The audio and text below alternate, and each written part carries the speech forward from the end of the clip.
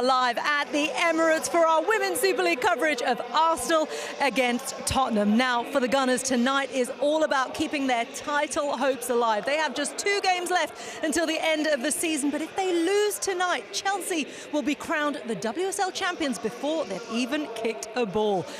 It's going to be a nervy North London derby. Red and white meets white and blue. Corners taken. Of course, there is no quarter given in the North London derby.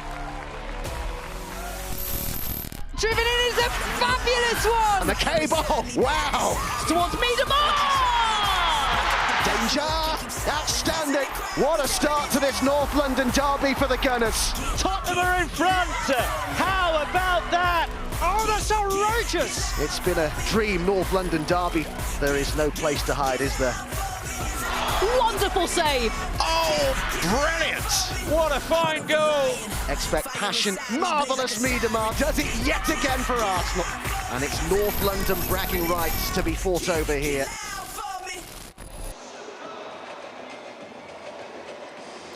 Vivianne Miedemar with a statue outside the Emirates today. She scored 2 of Arsenal's 7 goals against Aston Villa on Sunday. A win tonight would leave them just a point behind Chelsea and take the title race to the final day of the season. Spurs will have a big say on where the title ends up, though. They narrowly lost to Chelsea last week and earlier in the season held the Gunners to a draw. It's been a changeable day of weather here in North London. Some 12,500 fans are expected here at the Emirates Stadium, the largest attendance for an Arsenal women's game this season. It is Arsenal against Tottenham in the Barclays Women's Super League. Kickoff here at the Emirates Stadium is in just over 10 minutes' time.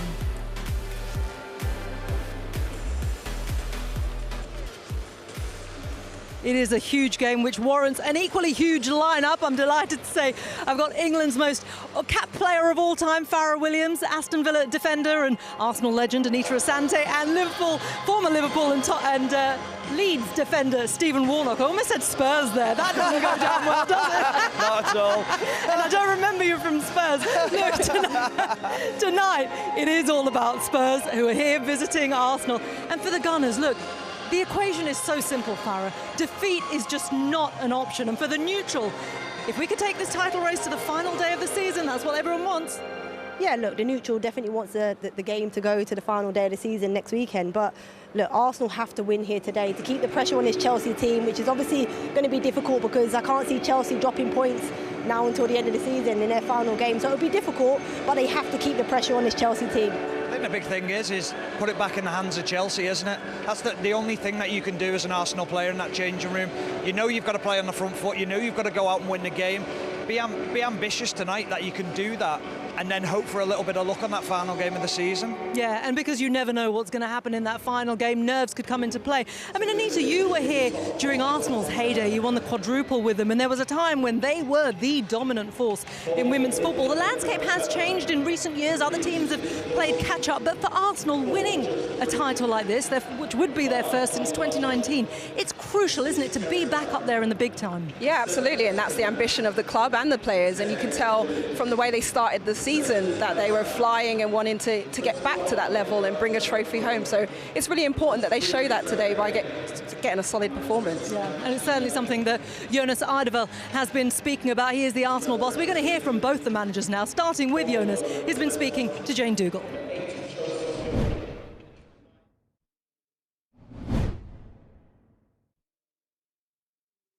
Jonas, so much is on the line tonight. A win or the title is lost.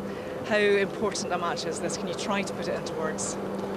It's of course a really important match, but so it has been almost since the beginning of the season. So for us, we always go out with the pressure and play to win, and so we will do today as well.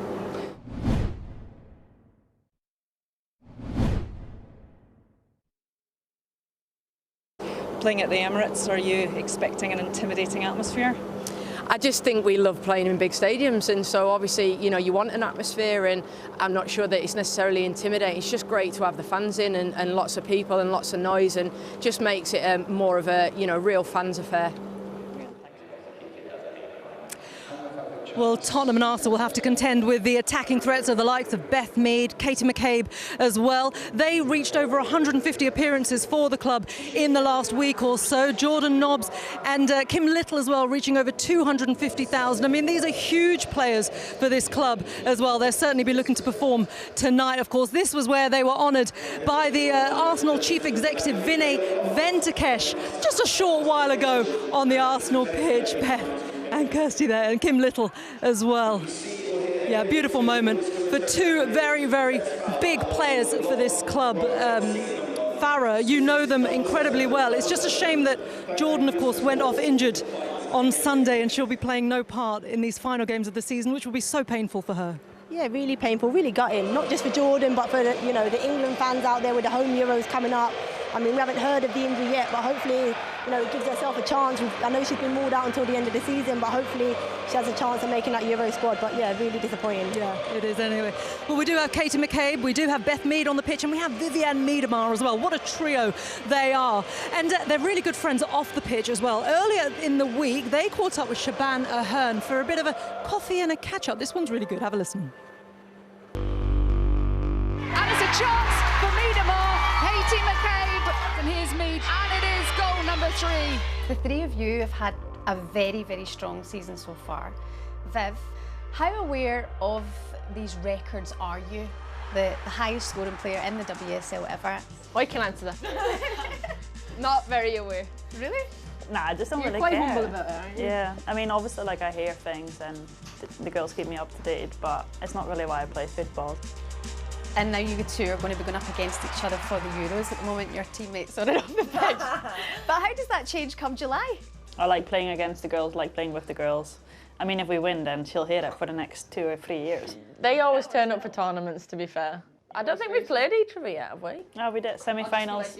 I wasn't there. I wasn't in the squad then. Well, you've been learning some Dutch. I know decent. some. Go on. Come on. Wat doe jij? Wat doe jij is like, what you doing? So she says, Kate, what do I? Like, what are you doing? If I don't pass the ball. I never shout at you. Yeah, she does. Katie, I think you have a record of your own. We'll speak to you about it in a second. Will do. I don't want to know what this is. Yellow cards. Yeah, most yellows has to be Katie McCabe. I'm actually on a 4-game run now where I've not been booked, and I... Is that a record? Yeah, probably. Well done, Katie. Miedemar! It's the 337th goal of her club career. I score ugly goals. Ugly goals? Yeah, so I just always hit low and in the corners. Like, I never try and go for top bins and show off. A huge season as well for your new manager, Jonas Edevel. How does he get in the run-up to games like this? That intensity he brings to our trainings, and he brings that into the games, and I think it helps us. It kind of gives us energy going forward. He's developed your game as well, Viv, of more recently. How did that come around? Basically just Tina coming in, I think. Like, obviously she's a good number 9, and I mean, I've always said I'm not a 9, so I was really happy to just drop back into the 10, and I've been really enjoying it, to be fair. Probably been the best weeks at Arsenal so far. Getting to see you play at the Emirates is such a buzz for fans, but what's it like as a player?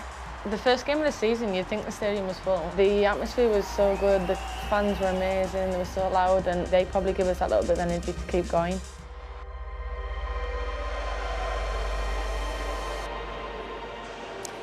Just in case you're wondering, those cowhide tops there, worn by the Arsenal team, are Arsenal's outerwear designed by Stella McCartney, of course. Farah Williams, look, it's really interesting to hear Vivianne Miedemar talk about how happy she is at Arsenal. This is someone who is reportedly receiving interest from the likes of PSG, from the likes of Barcelona as well. For a player of her calibre, are Arsenal matching her ambitions right now? Look, I think she's definitely happy here at Arsenal, and you can see that in her performances. Look, she's an ambitious player, and I know the club Arsenal are ambitious. They've been ambitious for years, but are they quite at the levels that Miedema's at the moment? I don't think so. And if she's wanting to go on and win trophies, I think she has to make a move at the end of the season. Interesting. Well, someone who won't be making a move, we're sure, is Leah Williamson. She's captain for club and country. She's such a huge influence, Stephen, on and off the pitch.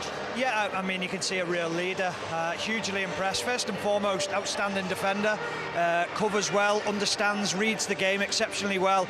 But she starts attacks from the back, and her distribution, her ability to pick out passes into the forward players quickly, to bypass the midfield, switch of plays. absolutely brilliant.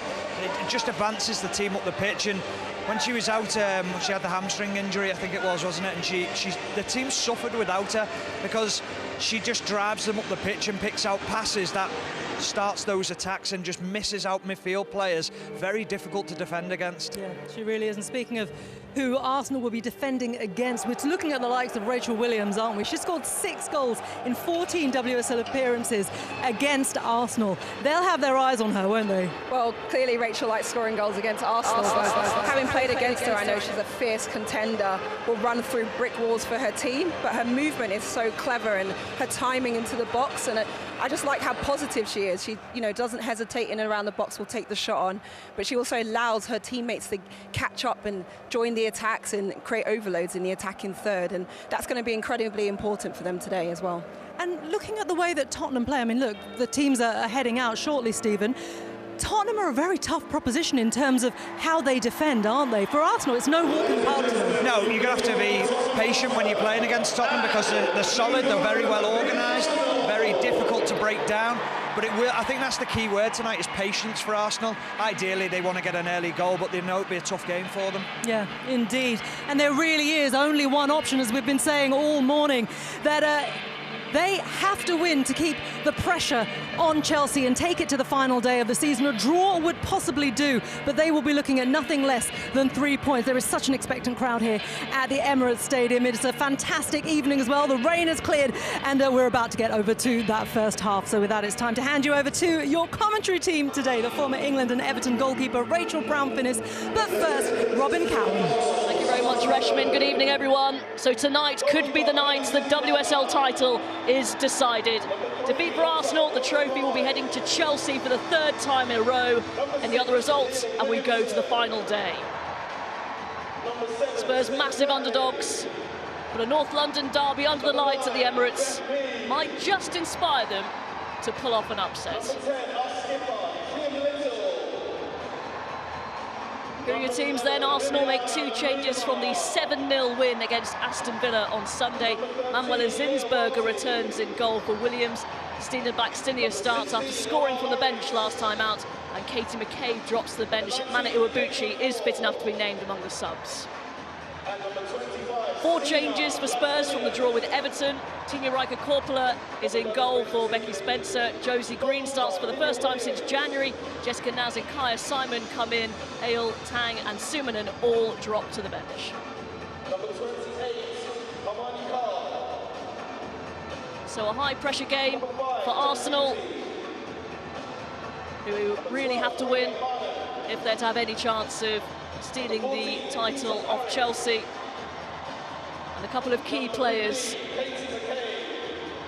missing for Arsenal. Jordan Nobbs, we're still waiting for news of how serious the injury she suffered at Boreham Wood will be. Rachel Brown-Finnis, you've picked out a couple of potentially key players. For Arsenal, if they're going to continue this winning streak and their wish to and desire to get Arsenal back to those former glory days and push Chelsea all the way, it's Beth Mead. She's in key form. She's broken the record recently, this last weekend actually, for chances created across WSL. I think she's up to 64 chances created. The way that she's synchronised movement and movement down the right-hand side, she can cut in on her left and cross it in, she can score. And goalkeeper Tina Korpela is back in goal for Spurs. Becky Spence played against Everton, but against the top teams, Rihanna Skinner prefers Korpela. They're not going to be playing out the back, they're going to be playing long, and Korpela is a shot stopper. So 2 teams take the knee ahead of kick-off here. Healthy crowd for a midweek. Disappointment that it wasn't played on the Sunday a couple of months ago. It was postponed because of COVID outbreak in the Tottenham camp.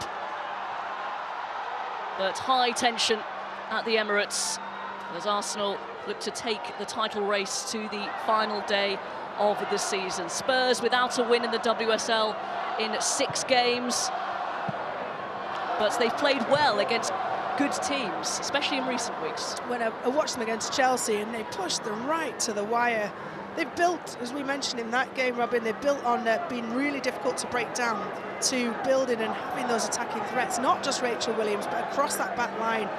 Kaya Simon was instrumental in some of the creativity and the link-up between the forward three. So they've become an exciting team to watch as well. Here is Naz, former Arsenal youth team player, made 2 WSL appearances for them before moving to Spurs. That's a loose ball from Simon, and Arsenal try and pounce straight away. Here is Blackstenius, Miedemar making her way forward. Instead it's back for Leah Velti. Jessica Naz just hesitate, could have played the ball early for Spurs and Ayan would have been in. Instead turned over possession cheaply. Well, one back by Harrop. And the ball has come off the referee, Louise Sanders. So it will be a drop ball for Spurs, who are in possession. Played well against Everton on Sunday, but conceded late, unlike them. I think they might showing a bit of signs of tiredness because of that COVID outbreak. They had a lot of postponed games. They played midweek twice now, as well as the weekend games. So the season's threatening to peter out a bit for Spurs. Rianne's going to ask a lot of the players, the way that they press together, the intensity that they play at. Not the hugest squad as far as established first-team senior players, but they've been remarkable this season. Certainly have. They're guaranteed at least a 6th place finish, which would be their highest in WSL history. And they've already clocked up 9 more points than the entirety of last season. So real signs of progress. Here is Harrop to Ayan. That's good play. Clemeron. Couldn't get past Kim Little. Gets the cross in. Simon scuffs her shot. Here's Naz, forced wide, and into the arms of Zinsberg. A real opportunity there for Spurs. Fantastic play. Clemeron drifting out with that traditional holding midfield position she plays in, down the left-hand side. Sells Kim Little, does really well to get the ball, but to pick out Kaya Simon, scuffs the shot, lands at the back post to Jessica Naz, and again, maybe takes a touch too many, can't get a shot off quick enough.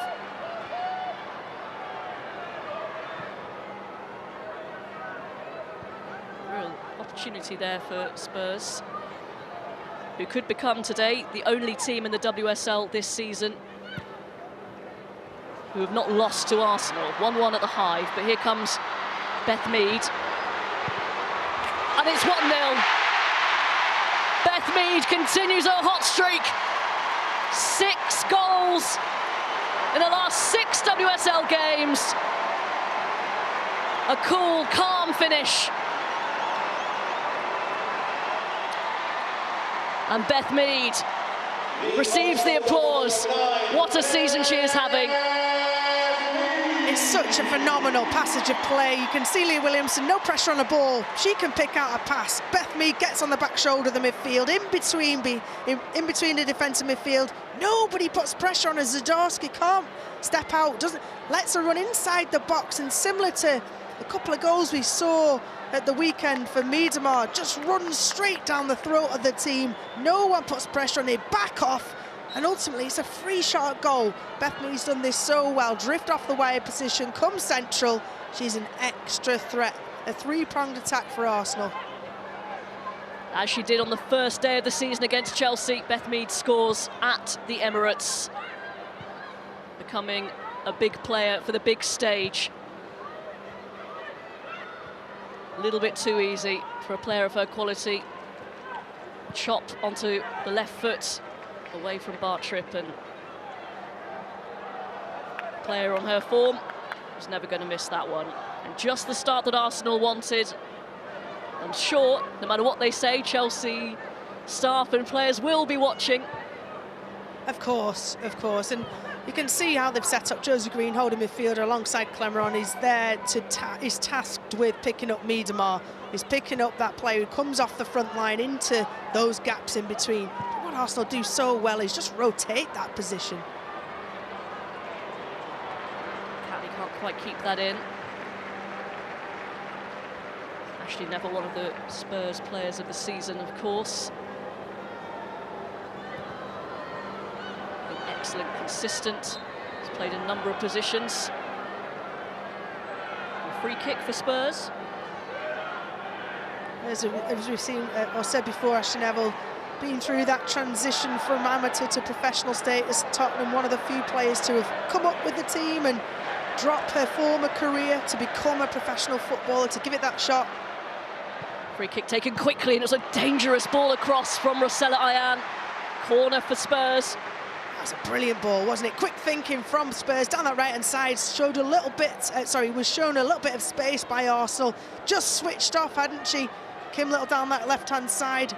Oh, textbook ball to that near post. Just couldn't quite get beyond the defender. It's Beth Mead who made the clearance. Harrop was just behind her, ready to tap in. Zinsberger's come, she hasn't got there, and it's a real scramble. Arsenal try and get it away, and eventually it's out of play. Goodness me, that was unconvincing from Arsenal, to say the least. I was backing that to end up in the back of the net there. The scramble, the desire that Spurs had. Rachel Williams in there, Ashley Neville in there. You can see they're fighting for it.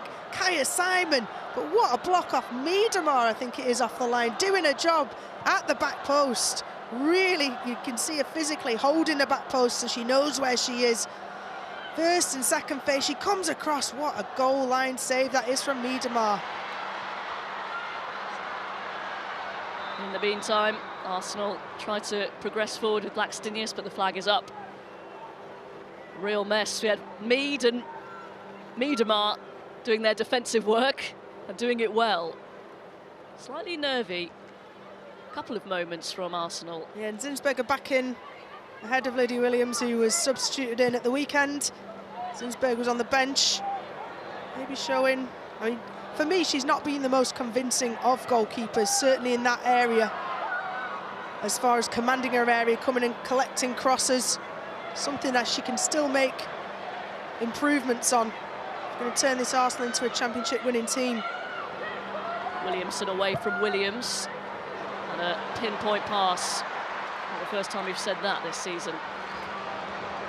Catley on the overlap, defending from Neville.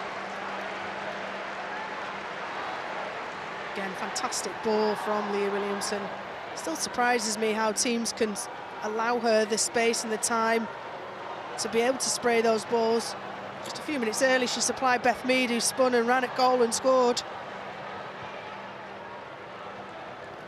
Catley. Miedemar is beaten to it, but she manages to pick up the loose ball. Here's captain Kim Little.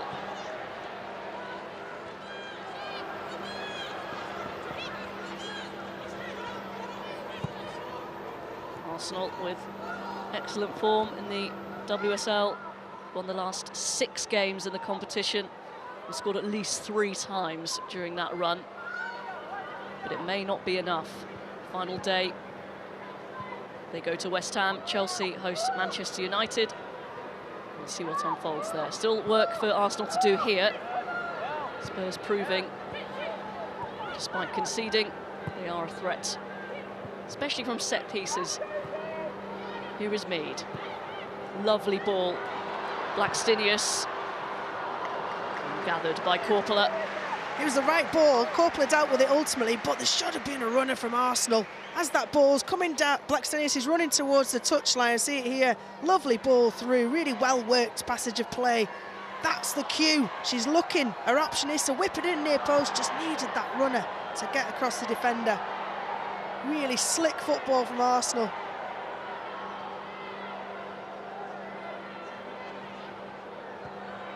Spurs try and play it out. They've got away with it this time. Simon. She's done really well. Under a lot of pressure. Neville forced back to the goalkeeper. You can see what Arsenal's attitude is tonight. They want to win, and they want to try and win big. Keep the pressure on Chelsea. Williamson wins the header. It's picked up by Clemeron.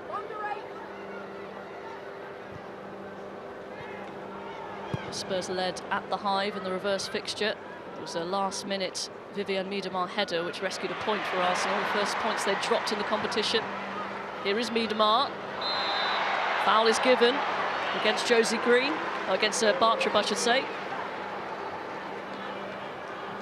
Yeah, really clever play from Miedema. Either Bartrup as a centre-half or Josie Green as that whole midfield step in and put pressure on Miedema. They'll have seen that and learnt the lesson from the previous encounter. Just more of a body check, really, but another chance for Arsenal. And here again, they do have options. Kim Little's not even in the picture for a free kick nowadays. Catley, the left-footed option. It's very far out, you've got to say. But 30 yards, I'd have a putt from there. Don't think I could reach the goal.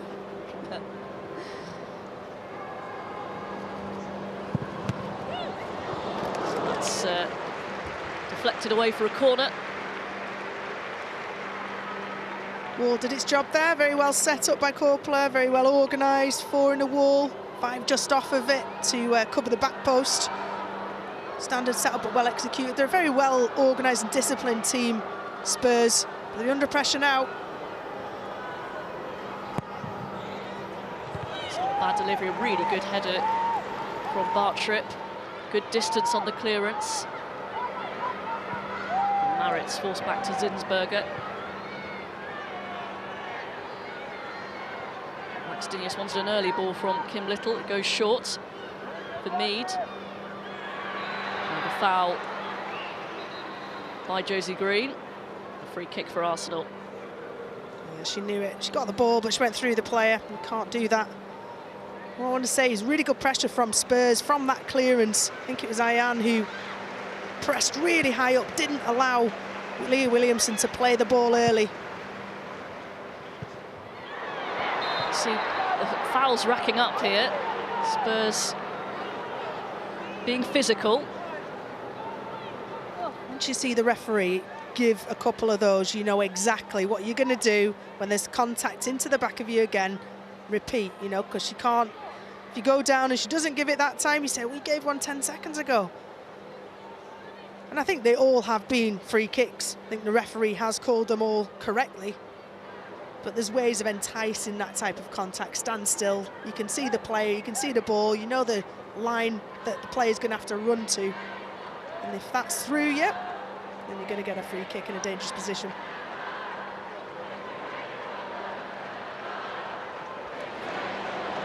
I'd say Leanne Hall, who's been brought in as the assistant coach this season rather than goalkeeper coach, seems to have a very vocal presence, is very much involved in Jonas Eidevall. To say that they hadn't met prior to this season when he was introduced to Arsenal, she's been really influential. Again, it's a Catley or Mead free kick. Mead goes for the chip. No one making the run.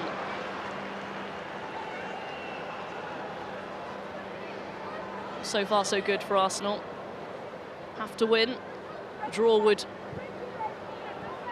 be okay, but a win does take it to the final day, and they'd be back up to just 1 point behind Chelsea. They also have a slightly better goal difference and goals scored, which could come into it if Manchester United do them a favour on Sunday afternoon. Here is Naz.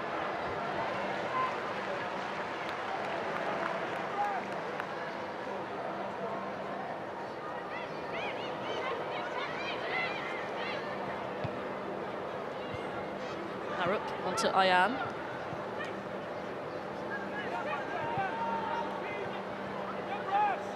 Miedema away from Green and tripped by Clemeron. A definite foul. Could this be a booking as well? It's a clever one from Miedema. She chops the ball inside. There's nowhere Clemeron can go. She doesn't stick a leg out, she's just physically there. But it is a foul.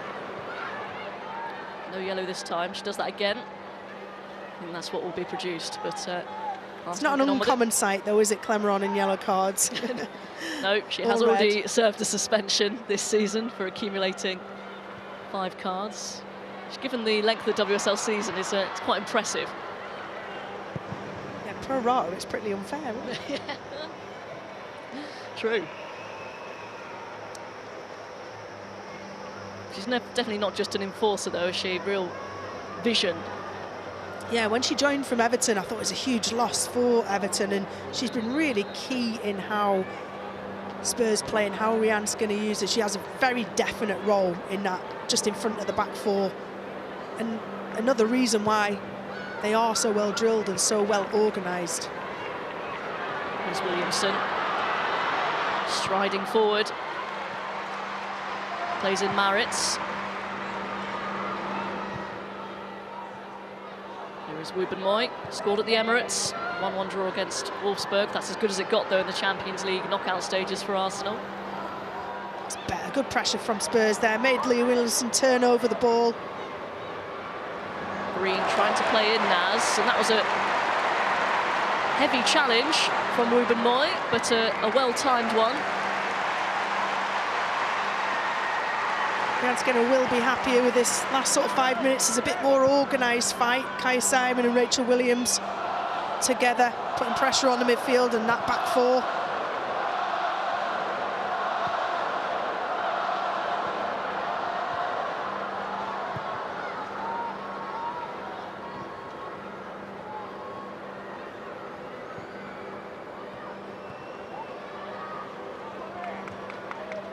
Much larger pitch, larger surroundings than Boreham Wood.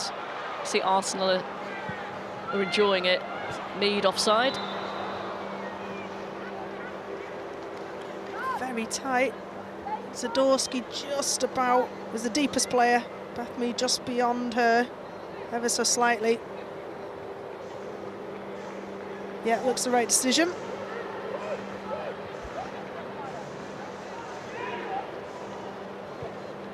A good crowd for midweek at the Emirates.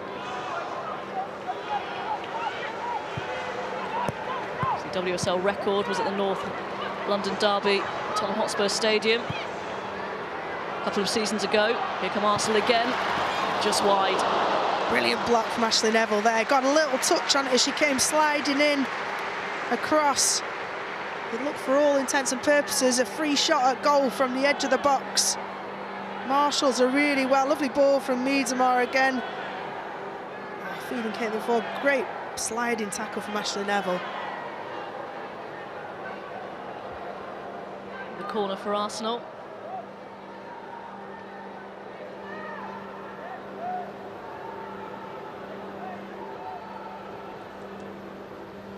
Very crowded in the 6-yard box.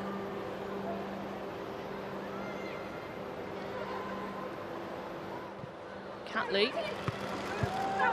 Again, Spurs defend it well in the first instance. Back in by Mead. And the goalkeeper just about grabs it. She's lost it now. And eventually Spurs scramble it away. Wow, that is brave goalkeeping from Corpola there in the Spurs goal. And she's remonstrating with the referee. I do think it should have been a free kick. Endangering a player. See here, the ball just creeps through and it falls to Caitlin Ford, who lunges, and yes, Corpola doesn't have control of the ball, but that is surely endangering a player.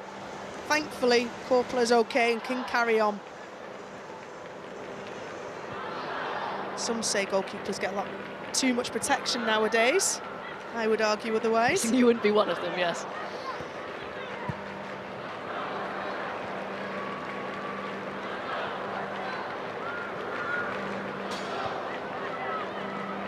Here is Miedema.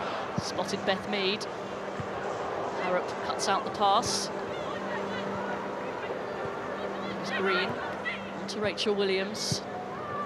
Wearing a mask today, with a broken nose.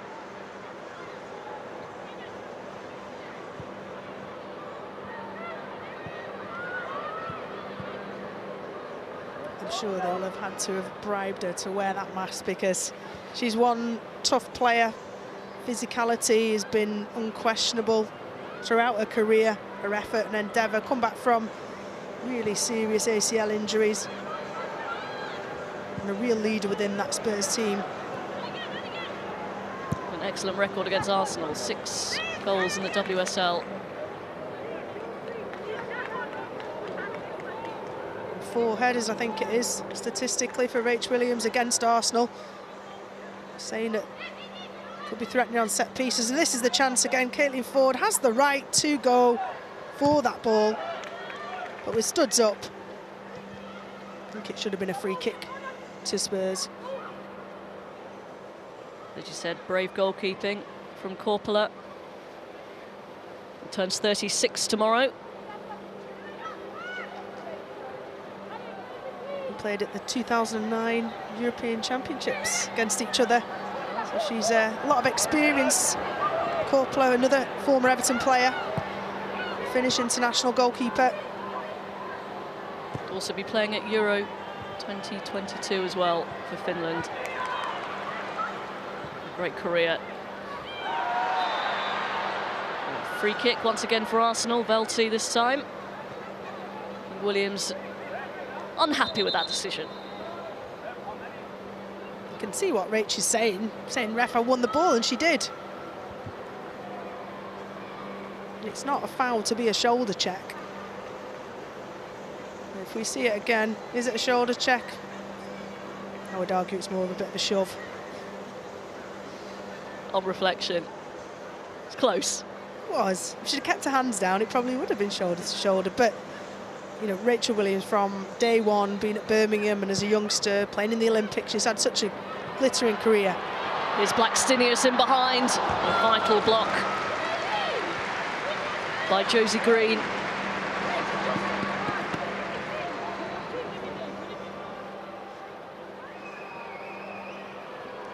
Oh, lovely sliding tackle to get back across, complemented the one just a few minutes ago by Ashley Neville.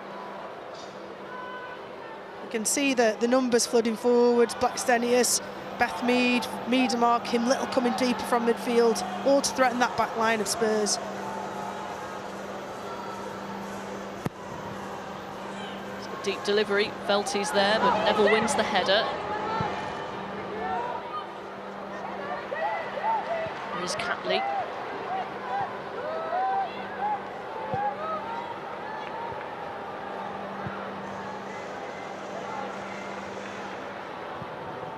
Mead. Harrop gets her head to it. Maritz, good first touch. Shot is charged down. Certainly one way to tire out a flagging Tottenham Hotspur team is to keep spreading the play, to switch it from flank, from right to left, and Arsenal are using all of this big Emirates pitch to do that. Wide players on the lines, really stretching out that back line, making them do extra yards. Blackstenius trying to get away from Simon. This is going to be a free kick. And a yellow card for Kaya Simon, stopping a potential attack. Yeah, she knew what she was doing there. Cynical foul. No arguments from anyone. After all, this is a North London derby. There's a lot, not necessarily at stake for Spurs, but pride absolutely at the forefront of every single one of these players' minds, and team talks from either manager. Little. Out to Mead. Now, the rivalry isn't quite as fierce as the men's one just yet, but it will get there. I think the rivalry between the managers of Arsenal and Chelsea in the WSL is starting to heat up. Here's Miedema. Goes for the near post, drags it wide. I think that flame was lit on the first day of this season right here, actually. When Jonas Eidevall, is it a knee slide? Am I exaggerating when he did a knee slide celebration in the direction of Emma Hayes? Not quite sure that's still digested yet, that Emma Hayes. But what a way to enter his career in the WSL with Arsenal. Great celebrations. A great start. Naz trying to thread it through towards Williams. Well gathered by Zinsberger. Yeah, well read by the goalkeeper. The Arsenal goalkeeper. It's a lovely ball. You could see what they're trying to do, but read exceptionally well by Vubben Moy, I think it was, who tracked Rachel Williams. Lovely flick from Miedemar. Just to go forward quickly towards Blackstenius, picked up by Caitlin Ford.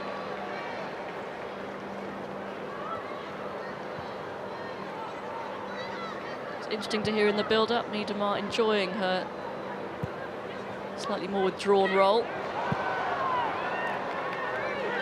Arsenal fans and Arsenal players would enjoy Miedemar more if she was willing to sign a contract before the end of this season. A couple of games left and it still hangs in the balance really whether she'll be here next season.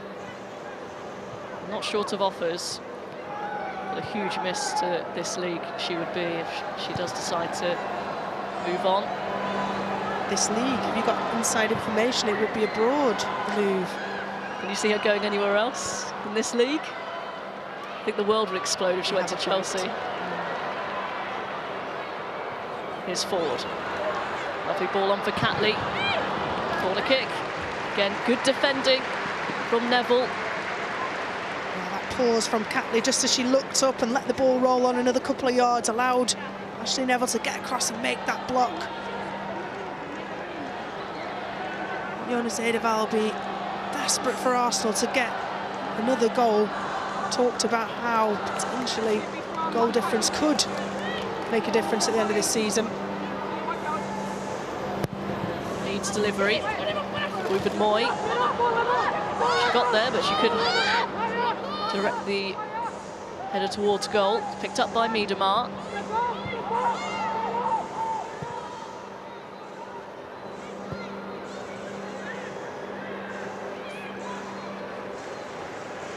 Here's Little. To Williams, who had stayed up there. Simon inviting Naz forward. She is quick, but that's asking a lot. I'd see Arsenal be a bit more inventive off corners. Just from memory, they've had at least 4 corners and they've all set up exactly the same on the 6-yard line, and Tottenham have dealt with each of those corners very, very well. Bartrip heading away, Ashley Neville heading away. All the creativity they have. I think Eidevall and Arsenal should expect more. Spurs need to watch themselves though. They've had one booking, Kaya Simon in midfield, and it's that midfield area that's getting a little bit tetchy. This time Jessica Naz on the back of Catley's heels. A definite foul. Still only the 1 yellow card brandished. I have a feeling it might not be the last.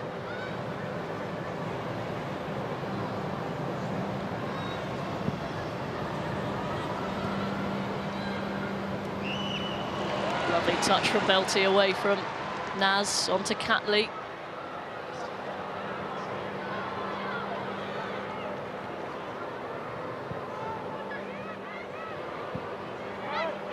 Last trophy for Arsenal was the WSL title in 2019. Mead dropping deep, finding space, lovely feet. It's Miedemar, just wide. Lovely movement from Arsenal. You see there 5 Arsenal players all in a line really. Ends up in an attacking role. It's Beth Mead who checks short. Miedemar goes longer. Beth Mead then gets on the ball, allowed to turn, allowed to feed Miedemar. He just scoffs it a little bit. Hard and wide. But warning signs again from Arsenal.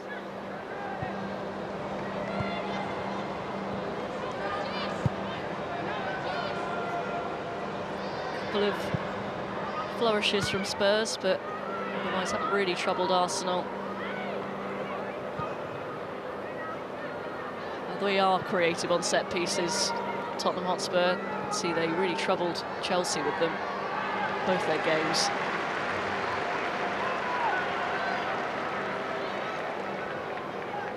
Yeah, and in relatively tight games, certainly where you are potentially the underdog like Spurs are today, they can be that cutting edge, that defining moment.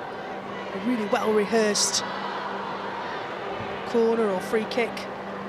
Arsenal, if it gets to the end of the match and the game hasn't fallen favourably in their, hasn't fallen in their favour score-wise, maybe opportunities missed. Look how tight it is. Going ahead on goal difference. ahead of Spurs, ahead of Chelsea, I should say. Spurs come forward. Ayan. He took a little bit too much time to release the ball. Kim Little back there to nick the ball off her. Good pressing, though, from Clemeron. Spurs have it back with Simon. Shields the ball well. Green closed down. Now Arsenal can come again. Miedemar can't find Blackstenius. The only option she had. Yeah, it was, you could see what Miedemar had intended. It was an outside-in Blackstenius run, and Blackstenius just checked it slightly. The path of the ball from Miedemar was perfect if she continued the angle of her run. Arsenal defended really well, though, on that Spurs attack. Just Ayan could have fed Rachel Williams. She was absolutely herring down centre. So the timing of the pass was off. Chance gone. Zadorsky, who took a eye off the ball. A throw for Arsenal. The referee not happy from where they took it. Unusually you see that the referee urges the team forwards to take the throw in. Rules the rule, I guess.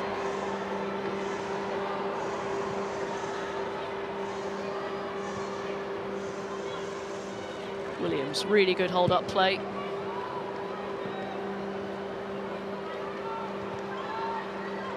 Spurs can't sustain it. Back in Arsenal possession.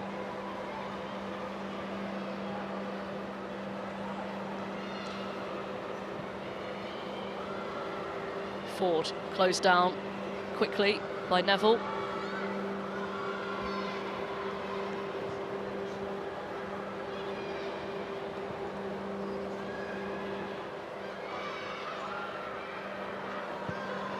Ruben Moy.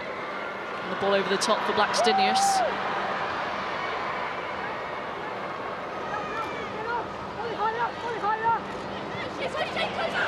Could be a chance here. Deflected, good save by Korpela, who was already down, had to readjust. Yeah, she watched that really well, because it's hard to, when a ball in a tight area, there's bodies in front of you, shifty movement, near post Korpela there. See your bodies in front of you, has to react late, does really well. Here's Mead. Velty shot closed down quickly by Green. It's been a feature of Spurs' season. They're not afraid to put their bodies on the line. Really impressive commitment to the cause. Yeah, that centre-half pairing of Bartrip and Zadorsky, excuse me, has been excellent. As well as the nous and experience of Keris Harrop at left-back. More often than not, Ashley Neville at right-back. There's a lot of WSL games in that, a lot of international experience as well with Zadorsky. And the spine of the team is really building nicely at Spurs. Yeah, only the top three have conceded fewer goals in the WSL this season than Spurs. Yeah, Rhian Skinner's done an excellent job since she's been here for 18 months, a season and a half now. Arsenal put it back in a good position. Big flick from Catley. Crowd enjoyed that.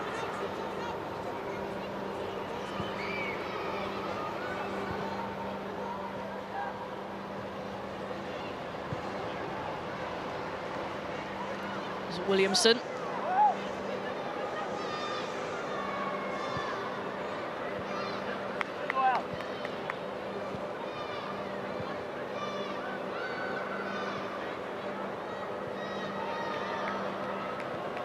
It was never going to be another 7-0 against Spurs, but I think Jon Sedeval might be slightly anxious for Arsenal to add a couple more.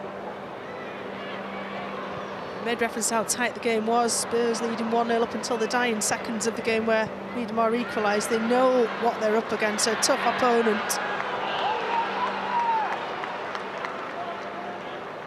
Another free kick for Arsenal.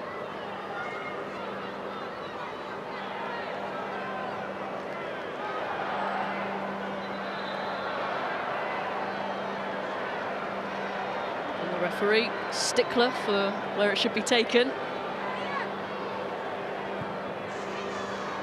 taken quickly. Miedemar nearly got there. Well read. Good timing on the challenge as well from Bartrip. Rachel Williams, I think she was trying to lay that off further forward, but it's on for Simon.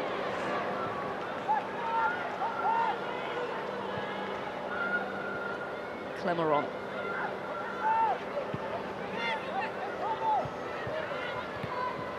Harrop dispossessed. Beth Mead, she's got it back. Williams, not too many options. She's absolutely surrounded by red shirts. Brilliant feet to keep the ball from Williams. Simon, now Naz. Good spell this from Spurs. Neville goes for the early cross, but too close to Zinsberger. Yeah, not enough pace and depth on it, but you're right, a really positive spell of play. One-touch passing, you can see they know where their players are going to be. Those triangles in midfield. The awareness to switch it out wide. Naz to set it back to Neville was the right thing to do. It's just the quality of the cross wasn't quite there to really finish off what would have been a wonderful passage of play from Spurs.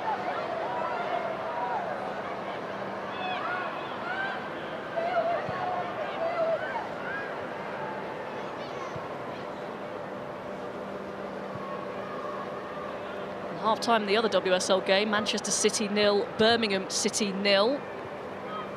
Birmingham have to win that one if they're to stay up, though. They seem to pull out their best performances, don't they, against the top teams. They beat Arsenal 2-0 this season. They really narrowly lost, only a penalty against Chelsea. I mean, they've been... It's unbelievable. If they were to stay up, it'd be unbelievable given a lot of the results or the general results they've had. But against the top teams, they really do seem to... Darren Webster seems to bring the best out of them. Also implications in terms of the Champions League places. Manchester City, if they win both of their games tonight and against Reading on the final weekend, they will pit Manchester United to third place. Here's Naz, just runs it out of play. Bit of naivety from Naz there. If we see the replay, I think there's a little bit of a shove from Leah Williamson as Naz beats her for pace down that left. She could have gone down just there. She was off balance and then her touch was heavy. But good defending.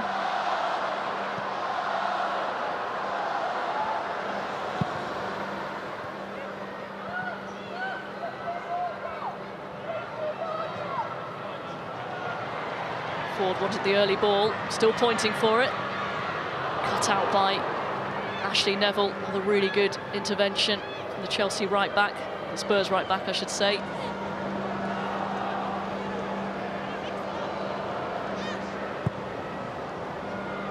It's a lot to be decided, potentially. Could be everything to be decided on the final day. And we will have you covered. We start at 11:45 on Sunday on BBC Two. Big games at the top and the bottom on the final day. And we will have one of those games live for you, TBC at the moment. It's the nature of this season, it's been brilliant. I've heard you've got a private helicopter waiting to drop you off, Robin, based on where that location's going to be across London. That's right, I forgot to say, yes, if anyone's got a helicopter. Would only need to be a small to medium-sized one, wouldn't it? I think medium is being generous.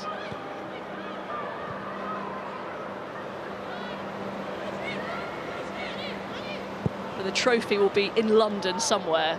There's Arsenal will be at West Ham, Chelsea at home. It's going to be one of those two. The FA Cup final the weekend after. Hope the sun will be out for that. Yeah, let's hope so. Still waiting for that. Zadorsky finds Neville. Brilliant first-time ball for Neville. An underappreciated skill, Kim Little. We know what she's about on the ball, but really good at winning it back as well. She knows what's expected of a midfielder, and she just exemplifies that role. Well, the flag has stayed down, now it's up. Blackstenius. I think it was the right decision. Just looked like she started a run slightly ahead of the defender. My inkling was she was offside. Pretty tight, but yeah, the right call from the assistant. A bit flat the last few minutes.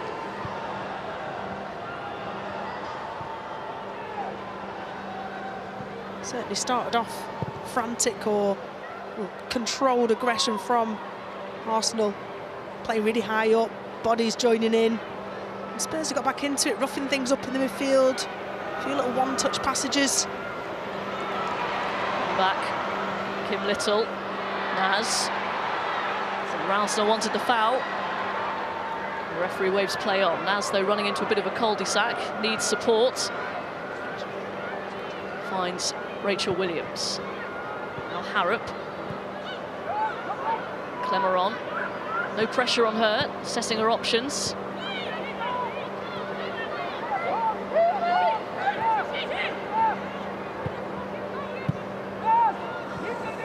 Oh, Clemeron turning into trouble. Velty and Arsenal have space here, and a lot of it. It's Ford. Straight at the goalkeeper. Should have done better there, Caitlin Ford. You could see it was 4-on-2 and Arsenal broke with such ferocity. Thought goal was imminent.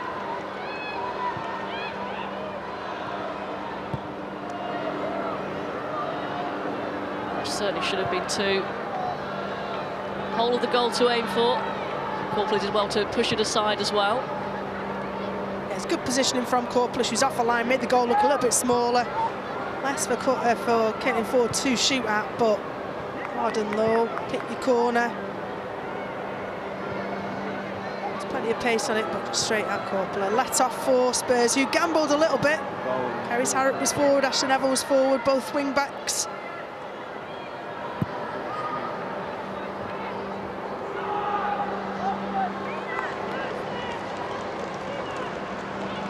Interesting, the rotation. We've discussed that before, haven't we? Becky Spencer, she played against Everton. And you feel it is because of the styles of each one. Both Becky Spencer and Corpler are experienced goalkeepers. I think Corpler just has the edge over that as far as her calmness in the delivery of her information. And when you're playing against an exceptional forward attacking team like Arsenal are, or Chelsea, where Corpler has been the preferred goalkeeper, then you need that information, the clarity of that information to be absolutely precise. Because as a goalkeeper, the more you can prevent from happening in front of you with your information, you know, the fewer saves you have to make, obviously the more effective you are as a defensive unit.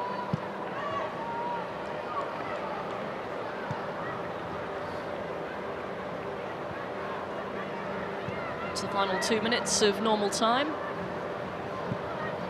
Arsenal with the lead, but a narrow one. Brianne Skinner, I think, will be pleased with the reaction of the players. First 5-10 minutes for Arsenal looked dangerous for Spurs, and they regrouped.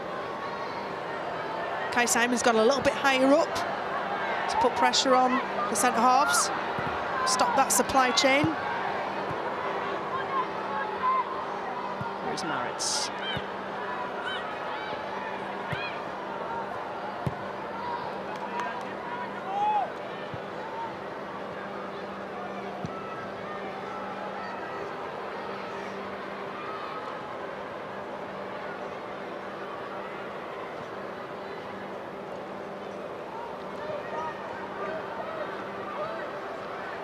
Josie Green certainly grown into this game. She's not played for a while, and playing that holding midfield when you're playing against likes of Leah Valti and trying to thwart Miedemar in her run, she's really got better.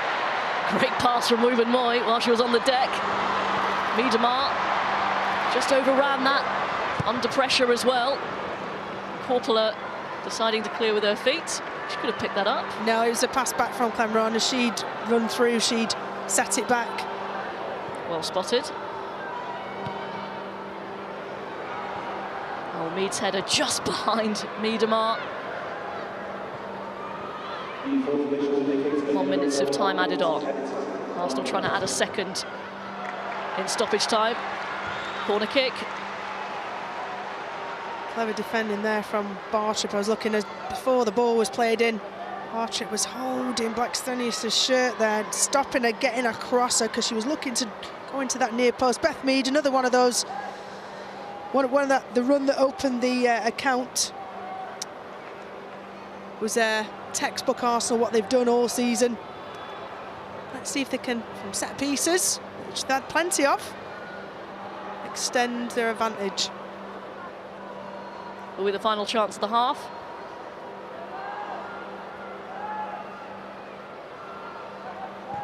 It's Catley. Goalkeeper's come. Spurs head on it first.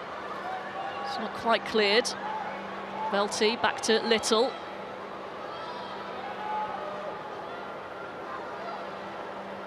Here's Miedemar trying to work the space. And Arsenal have taken too long to fashion opportunity there. And it is the Gunners who lead at the break thanks to a very early goal from Beth Mead. They failed to extend their advantage. They've had a couple of scares as well. But as it stands, they go 1 point behind Chelsea. If it stays like this, we will go to the final day of the season to see who gets the WSL title. Half-time at the Emirates. Arsenal 1, Tottenham 0.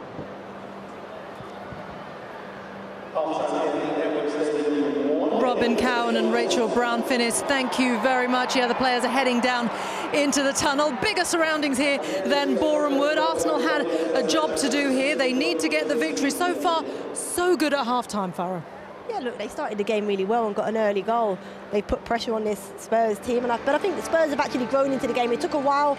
You thought Arsenal could have gone on to score a couple more after they got the early goal, but Spurs have kept themselves in the game and they've started to kick on towards the end of this first half.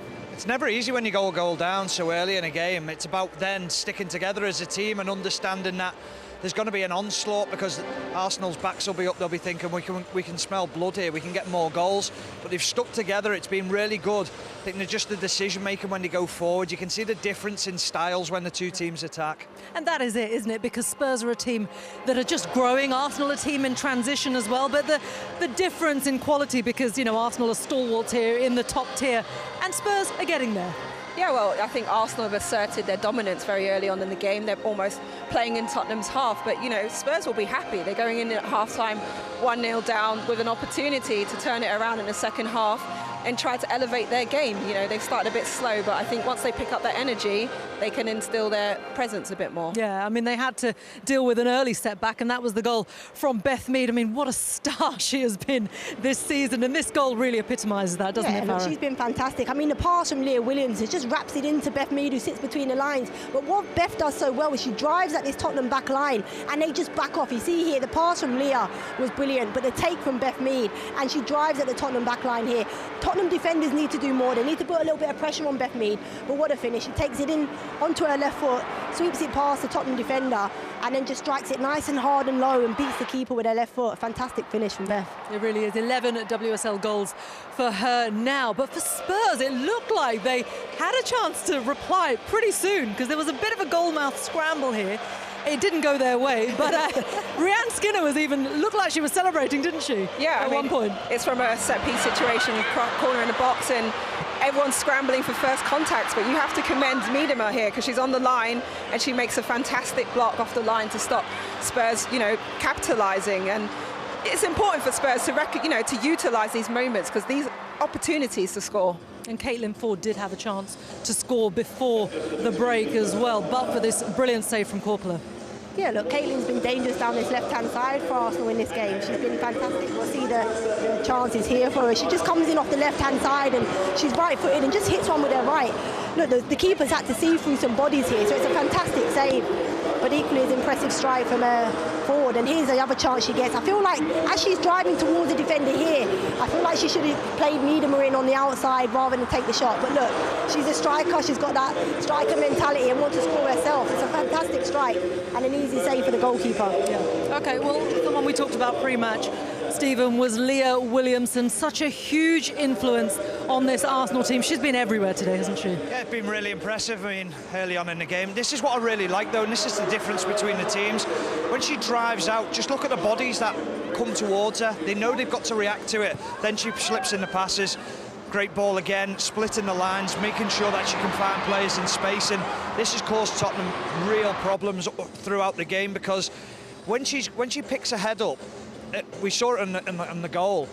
They've got to go tight, the defenders, to strikers, got to go in on Beth Mead, make sure that they're tight to her, because as soon as she picks her head up, she wants to hit that pass through.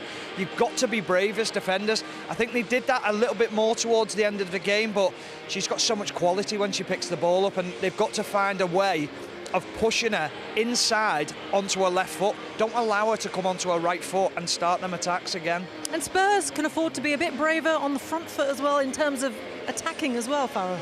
Yeah, I think so, and I think we started to see that in the second half. As I mentioned earlier, they've grown into this game, but look, Tottenham have had a lot of games of late. They've had to play catch-up games. They had a lot of COVID cases earlier on, so they're playing they've had a lot of games against top opposition, back-to-back games against Chelsea. Now they're playing Arsenal, so it's difficult. I think the second half will be important, that they stay in the game again for longer, and then maybe last 20 minutes really push on and try and get something out of the game. Okay, well, it is so tight at the top. A victory today and Arsenal will take this title chase to the final day of the season, which is, of course, on Sunday. And you can join us on BBC Sport for the conclusion of this WSL season, which has been exhilarating, hasn't it?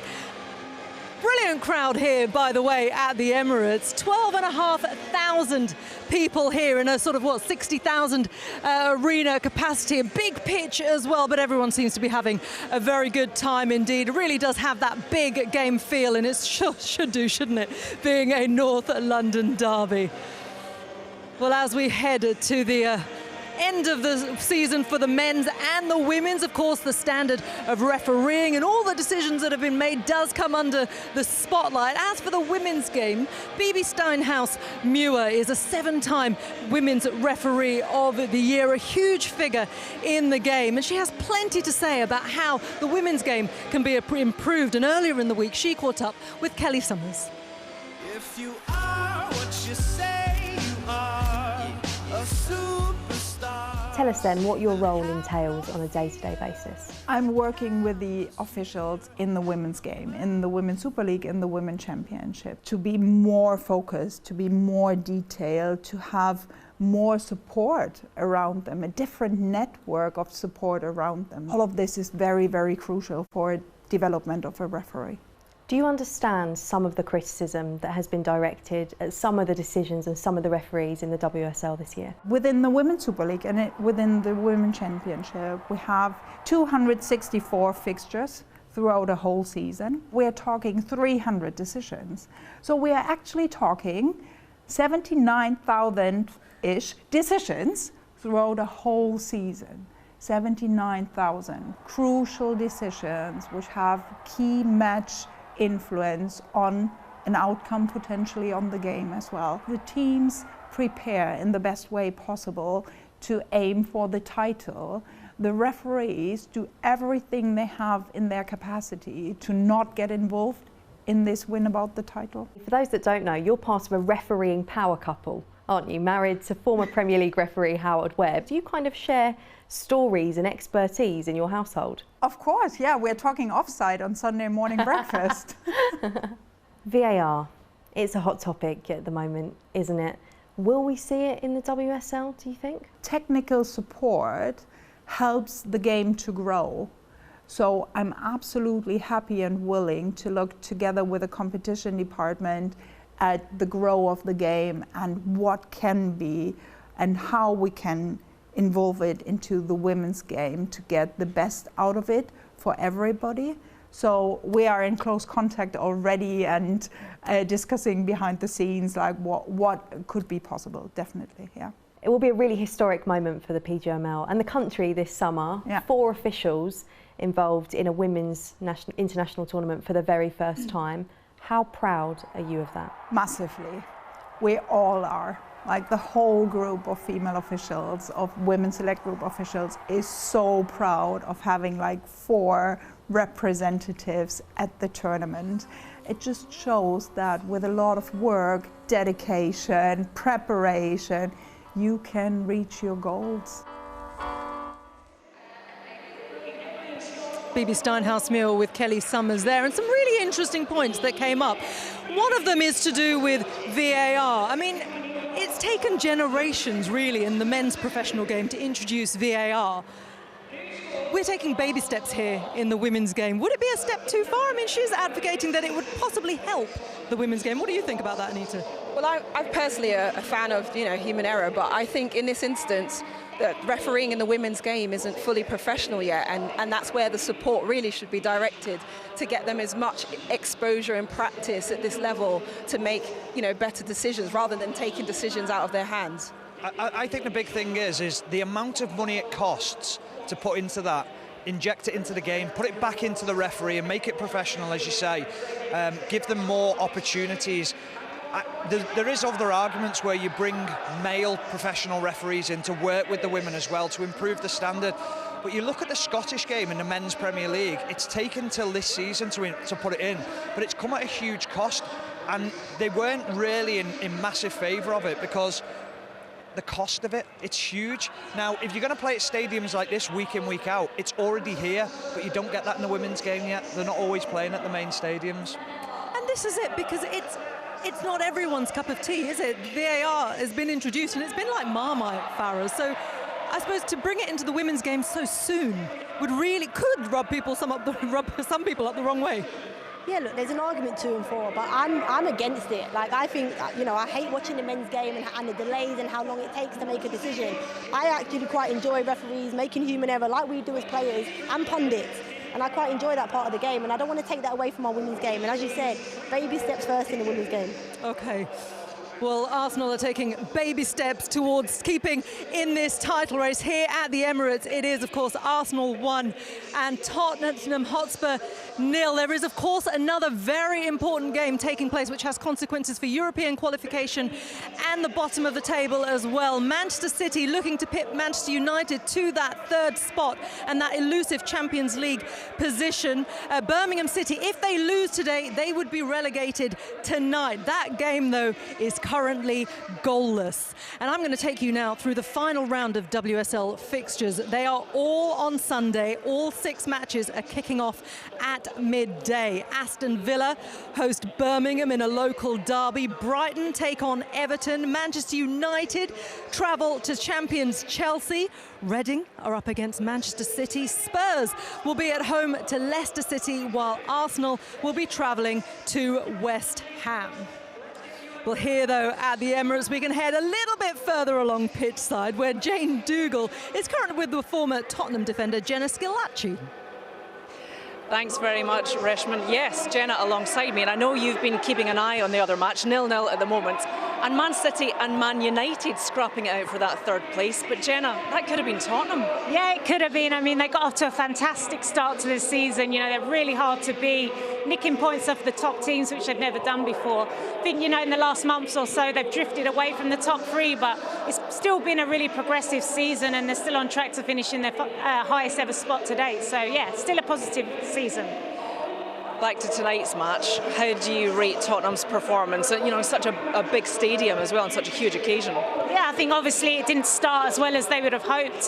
Frustrating to concede in the manner they did so early on, but I think since that early goal, they've done well to stay in the game. They've created chances, but I think Arsenal have controlled the game. But, the second half now, I think they've struggled on the overload on the left-hand side. Arsenal have really been exploiting that space, but they're still in this game, and, only takes one chance to get back in it.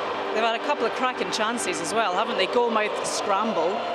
Yeah, absolutely. I mean, those are the moments that they've got to be better and be clinical, because, their moments don't come often. And also there's been a couple of decent saves as well from Corpella. And speaking of keepers, England's and Manchester City keeper Karen Bardsley has announced her retirement. 82 caps for her country. Just how much of a legend is she? Oh, she's an absolute legend, an absolute advocate for the women's game. I think, 82 caps for England, 20-year career. She's been a fantastic player, role model, and, it's a sad day for women's football to lose a player like that. All right, Jenna Schillaci, thanks very much for speaking to us. We'll let you get back to working for BBC Radio 5 Live. Back to you, Reshman. Jane, thank you very much. Yeah, Jenna will be hot-footing it back to the commentary box for Radio 5 Live ahead of the second half here. But just to let you know and mark your card, there is plenty of football coming up on BBC Sport in the next week.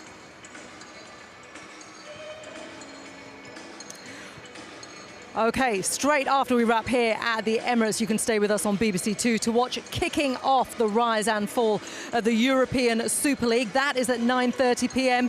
You can watch the latest episode of Match of the Day X on BBC Three. That's tomorrow at 10:50 on the BBC iPlayer. You can watch Match of the Day presenters Gary Lineker, Alan Shearer and Michael Richards debate their football top 10s.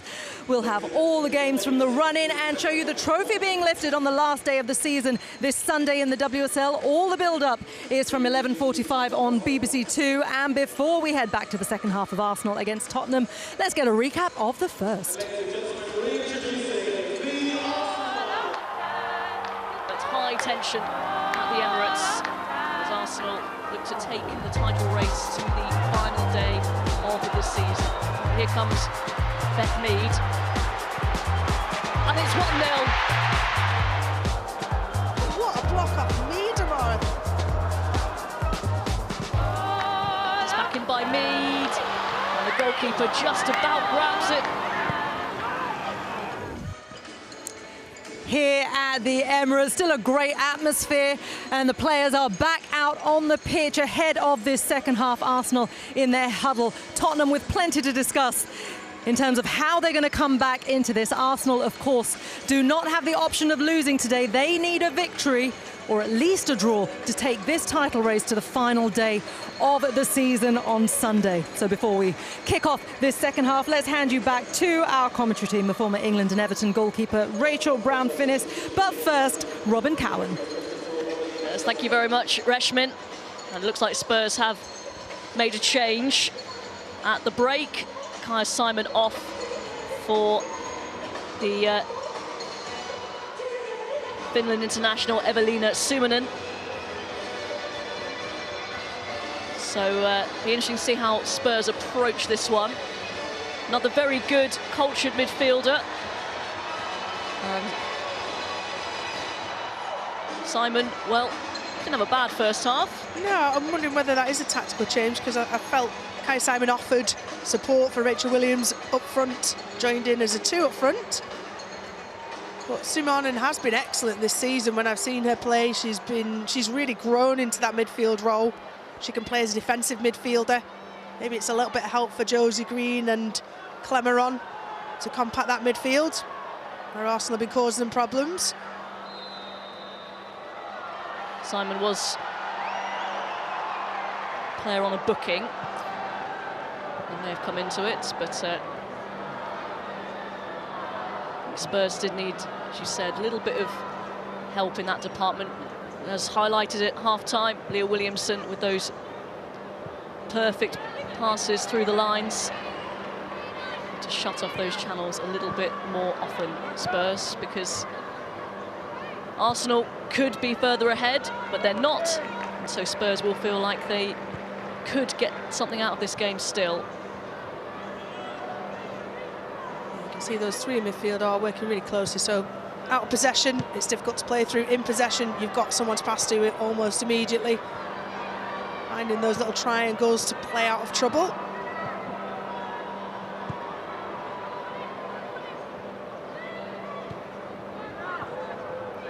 There's Clemeron. Now Neville. A loose ball. Straight to Velti. Now Miedema is allowed to turn. Tries to play in forward. Neville makes up for her error. With a good recovery run from Ashley Neville. Should be important. Giving information to Jessica Naz, younger player in front of her, helping her with her role. No one marking Miedema from the throw-in. Didn't quite sit up for the shot. Catley takes it on.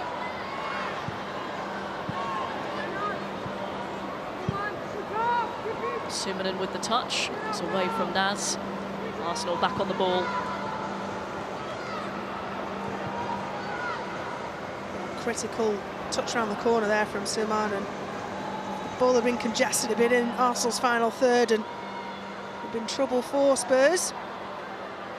Williamson with another run forward. Wanted a foul. Didn't get one. It's going to fall for her centre-half partner, Wooburn Moy. Williamson still up the pitch. It's Mead. Finds Ford. It was offside. Frustrating, she didn't hold a line. Yeah, you'll see Leah Williamson, if there's certainly with the tactical change and Rachel Williams being the only one up front for Spurs, it just frees up one of the centre-halves to step out and play. Leave Wubbenmoy, as it was this time, 1v1.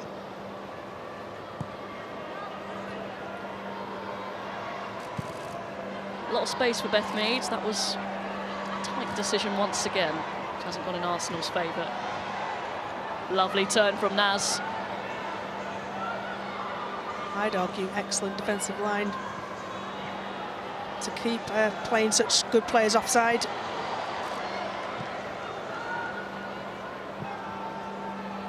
Glamorant nearly takes the referee's head off, but does find Keris Harrop. On to Josie Green. And both of them went in, and the referee's going to have to stop play here. Green and Mead, full-blooded.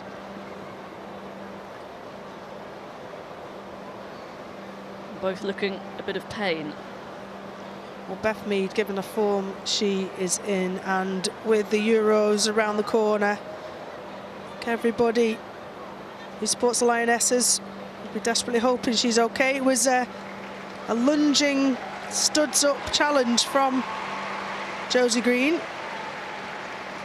deemed to be in control and not endangering the player, otherwise we would have seen sanctions. Yeah, referee didn't even blow for a foul to play to go on. So it's a heavy touch, isn't it, from Josie Green? She goes chasing it, and yeah, I don't think there is a foul in there. She lunges for the ball, but she's in control. She gets the ball. And it's just fully committed tackle from both players. And I'd encourage that, because that is football. It was a well-natured tackle from both players. Both players we see getting up now. And football is a contact sport, remember. She goes in, yeah, it's not studs up until the ball's played. It's Beth Mead, if anything, times the tackle really poorly. But the good thing is both players are back on their feet and intend on continuing. I suppose when she saw her teammates a few days ago see the Euros possibly head into the distance, Jordan Nobbs pick up an injury at the weekend, you have those little moments. I think every manager of a team that's taking part in the Euros, every fan of a team that's taking part in the Euros this summer is holding their breath whenever they see one of their squad members potentially down with an injury. But that's the life of Beth Mead, isn't it? She gets clattered basically every game. And you know what, I've been in the situation tail end of a season and you've got a Euros or a World Cup around the corner. You are not thinking about the Euros at all. You are fully focused on today's match, preparing for that, giving everything to that. You know, and that's why she didn't hesitate in going in for a tackle like that. Mead. Harrop tried to pull her back, but didn't succeed. Still going Beth Mead. Ran into a couple of defenders there. Naz can bring it away. Suominen on to Naz. Again, Arsenal just surrounding her. It was a good run. Just ran into too many red shirts. See, when Naz has picked up the ball then, Suominen and Clemmer have done an excellent job in congesting Beth Mead's space and turned the ball over. But when Naz got hold of the ball just as she needed to, all the space was on the wide position, in the wide areas. See her intention, she backed herself to beat the Arsenal defenders. Catley in a bit of space. To Caitlin Ford. Good run by Ford. Catley with the cross. Inches away from the head of Beth Mead. Here's Williamson. Now Little tries to slip it through for Miedemar. She'll have to settle for a corner. That was really good defending from Keris Harrop there. You saw when Miedemar burst through, she looked sure on fire to get inside and have a shot at goal. Keris Harrop just got between her and the ball, and ushered her wide. Really clever defending. Good defending initially from Spurs. And look at this. Lee Williamson threads the ball through, back to Kim Little, and all that space. Lovely little through ball. And Kerry's Harrop shields it well. Zadorsky does the rest. In the other WSL game, Manchester City now have a 2-goal lead against Birmingham, who are heading for the drop. Here comes the corner. Again, well defended. Bartrip there. Miedemar with the shot. Spurs back. Defending well. Velty with the shot, but the referee had already blown for a foul. Correct decision there. Just clip the back of Rachel Williams' heels. Again, Spurs defended that set piece excellently well. Always first head to the ball. There's a Spurs head. Defending corners.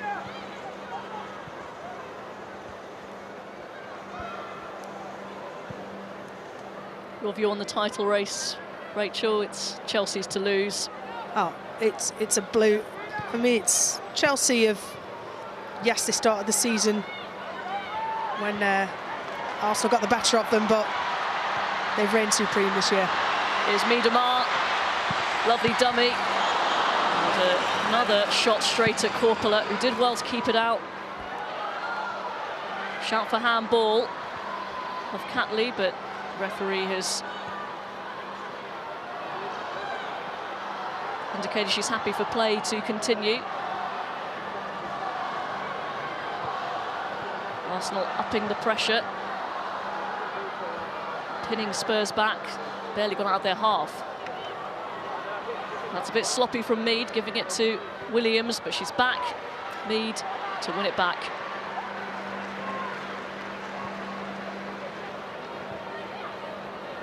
Arsenal not allowing Spurs to keep the ball at the moment, even for a second. Yeah, and that's two-part. Arsenal are doing very, very well at their defensive duties, out possession, hustling, winning the ball back, pressing Spurs into mistakes, but Spurs have got to do a little bit better in possession. Keep it tidy and simple.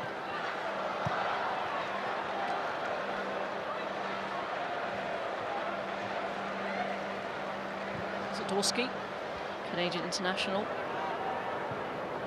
Down the line for Ayan. That's a good run, good movement. A couple of options in the middle. Straight at Zinsberger. No one caught up with her. No, and as you hit the byline, the only option you've got is to try and cut it back, and Zinsberger had read that really, really well. Just cut it out at a near post. Couldn't get enough angle on it to be able to cause Arsenal any problems. As you said, it's hard dog work for Rachel Williams to catch up, for Jessica Naz to get in the box. Won't be surprised to see if Rianne Skinner makes the change relatively soon. Not too many options for her on the bench. She's without Kit Graham, still recovering from an ACL injury. I feel that's been a big miss for them. Yeah, I mean, some of the bangers she scored from outside of the box, she really was a goal threat. Her ability to run through, touches of the ball, she had kind of everything and was getting better and better, and it's a real joy to watch in the WSL, having previously been without Spurs in the WSL and Kit Graham.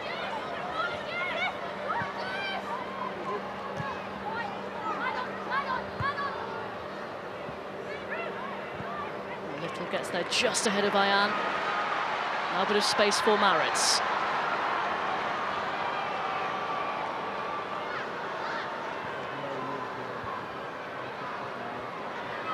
Here's Little. He's riding a couple of challenges, and then Suominen picked up for the handball.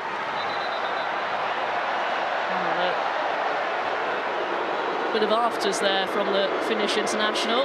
The referee not happy with that.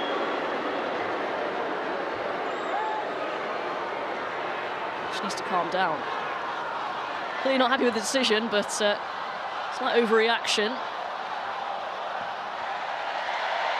Yellow card for Suominen. It's certainly been feisty in that midfield. Kai Simon in the first half was booked, replaced by Simanen for this second half, and there's been no let-up. Great recovery runs. And Simanen just catches on a hand there, and Kim Little's not happy with it. But Simanen shouldn't be lifting her arms up. Got to know better than that. Kim Little's like Peter Pan. I feel like she's been around forever. 2012 in the Olympics, I played alongside her the first time, and that's 10 years ago now, Robin, 2012. Please just don't say looks that. exactly the same. And plays just, you know, to the same standards. The fitness has never dropped, never wavered. She's phenomenal.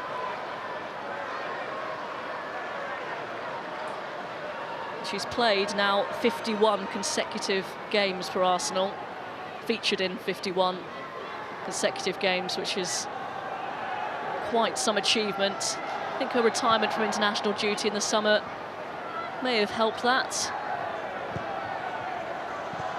She's kept herself fit and firing. It's Clemeron away from Ford. Coolly done by Neville. Flag's gone up against Williams.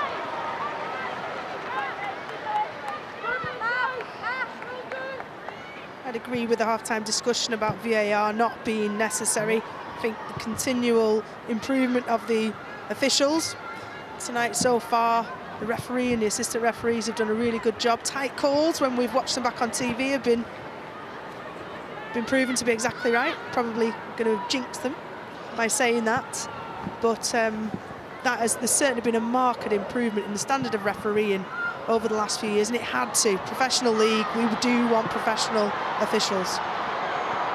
Mead. On to Miedemar. No space for the shot.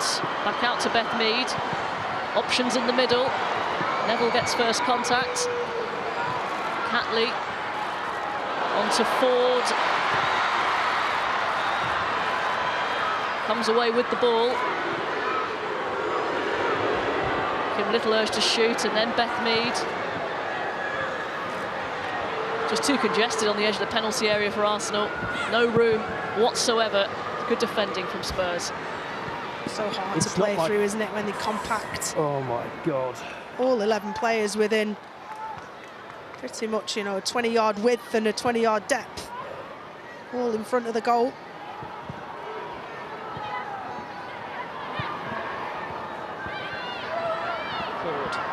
No one closing her down. And inches away from the perfect through ball for Beth Mead.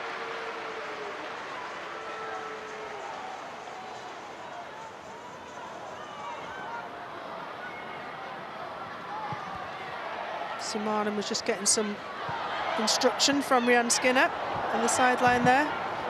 Just have a little look to see whether her role changes, whether she goes up slightly higher, because Spurs will have to gamble towards the final third of this game.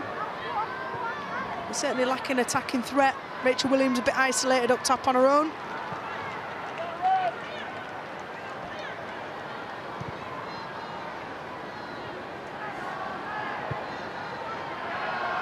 Or maybe she's told to calm down. Please don't get booked again.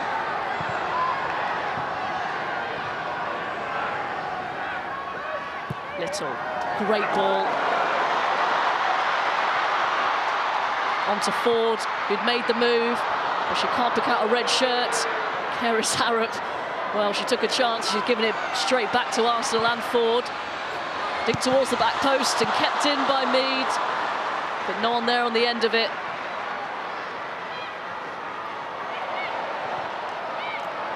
Kim Little battling for it with Naz, who brings it away. Sumanen, and now Green. Here is Naz.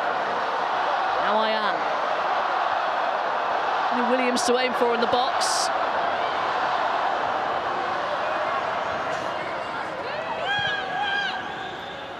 Helps to find Neville for support. It's a good ball in, well defended by Wubben-Moy. Spurs finally up the pitch. Zadorsky. Neville to Ayan, who controls it beautifully. And Naz, though, scuffs the pass. And now Spurs can find themselves a bit light at the back. Here comes Vivianne Miedemar. On to Mead. Good defending. Oh, how she would love to answer that crowd. There's a little swell of noise in the ground.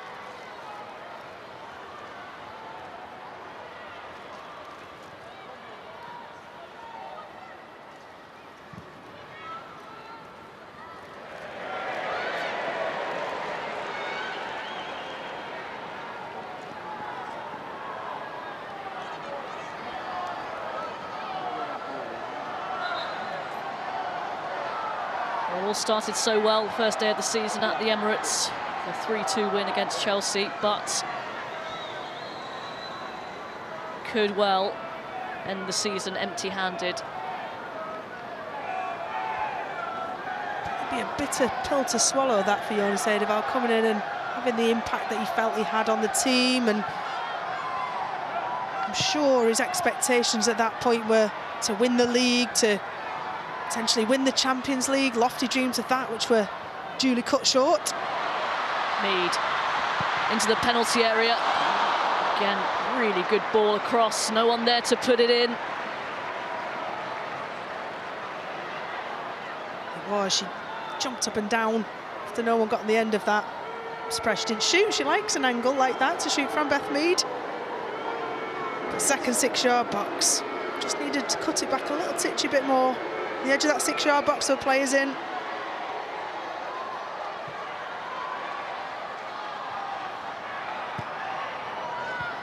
Tottenham at the moment down to 10. Jessica Naz is having to receive a bit of treatment, so off the pitch. And back on now.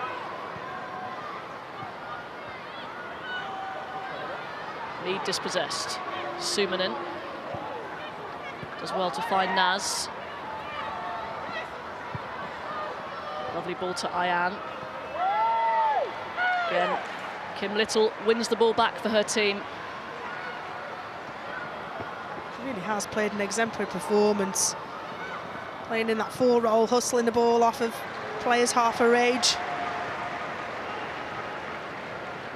Then being first one to bomb on and join in with forward players. Space here for Noel Maritz.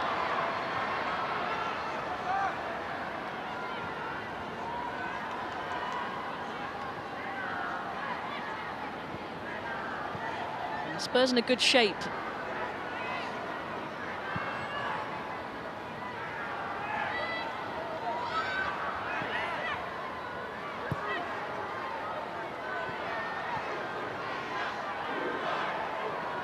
They're so well drilled. You see Rachel Williams out of position, filling in for a player.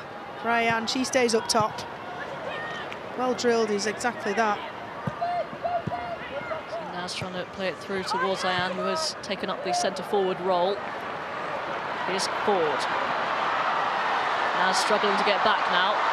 Ford still going. Finds Miedemar. Trying to make room for the shot or the cross. Again, there is none.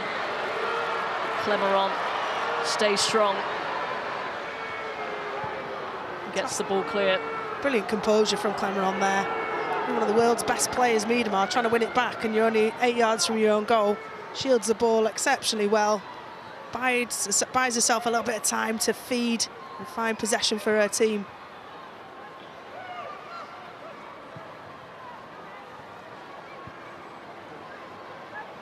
Katie McCabe getting ready for Arsenal. A wayward pass from Neville, picked up by Catley. Now here's Ford.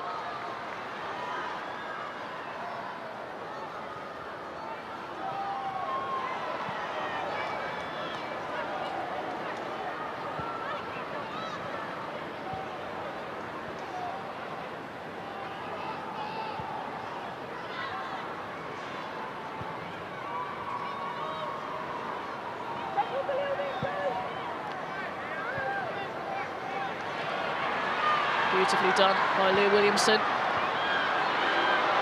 Mead. Taken up by Miedemar.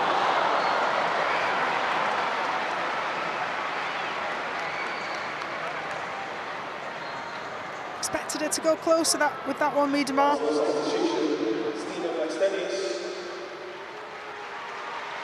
Lovely ball from Leah Williamson. Well held up by Beth Mead, but just swung and scuffed it with the outside of her left foot, plays it over.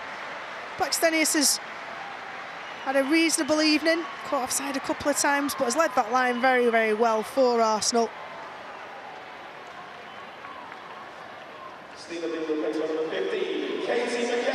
McCabe on for Stina Blackstenius. She will take one of the forward positions. Miedemar stays as the furthermost midfielder. And Caitlin Ford as the centre forward.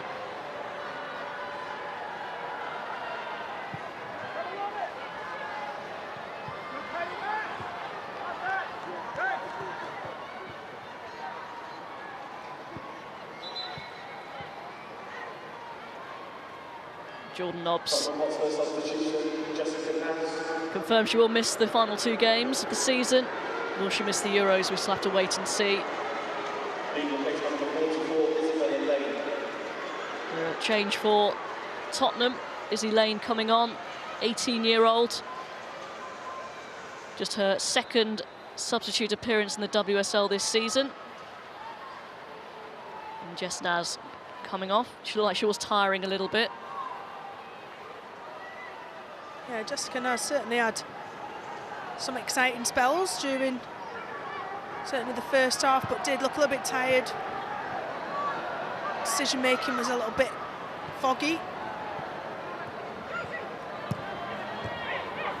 Williams onto Suominen. Getting Spurs up the pitch really well.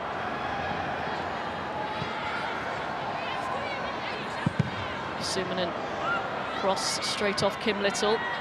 Diane picks it up. Here's Clemeron. Lovely drop of the shoulder. That's a good ball as well. Difficult header for Green to generate all the power. And she's down as well.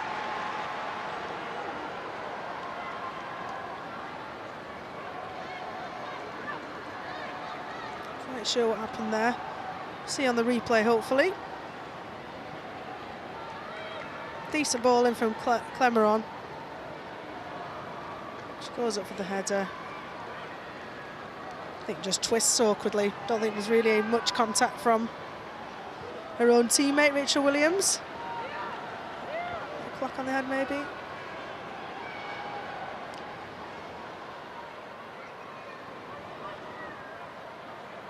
That's the first thing Zinsberg has had to do in the second half. Mead. Trying to pick out Miedemar. Neville steps in, but loses it and is down. Arsenal play on. Miedemar, really good defending. Brilliant from Zadorsky there. Steps across and negates the opportunity there was for Arsenal. The crowd have risen to it. Here's Miedemar. Gets the cross in, and it's turned in! Ford doubles Arsenal's lead, and surely makes the point safe to send the title race to the final day. Really clever play from Spurs. So we're still talking over the chance that Arsenal had. They'd taken a short corner, said that they needed to be more inventive with the corners, with the set pieces. They were this time. And the result was a fizzing ball to the back post and a really smart finish from Caitlin Ford. See here, it's quick thinking of Miedemar, just side foots it to Beth Mead, who sees the opportunity to turn. And she lays it back to Miedemar, that beautiful area. Corpler gets a little foot on it, but can't quite deflect it wide enough to steer it clear beyond that far post run of Caitlin Ford. It's a really tight angle. Kerry Harrop just switches off and loses a player at the back post. But a thunderous ball across, and arguably what Arsenal have deserved. So Caitlin Ford has her 3rd WSL goal of the season. 2-0 to Arsenal, and Spurs have made another change. Rachel Williams off, and Cho So-Yun on, and Katie McCabe in amongst it. Yeah, proper derby now. Yeah, Josie Green got booked, and Katie McCabe took exception to that. Gave her a bit of a shove, and Clemeron just came up to back up her teammates, say, oh, no need for that, and show them that they are united. The Spurs squad have got a real strong team bond. And you're right, if it wasn't already fiery, Josie Green probably expected or could have had that yellow earlier on. We'll just see if there's any repercussions of that for Clemeron.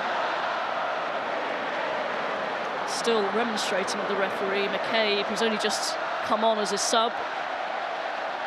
Straight into the action. We know she's a fiery individual.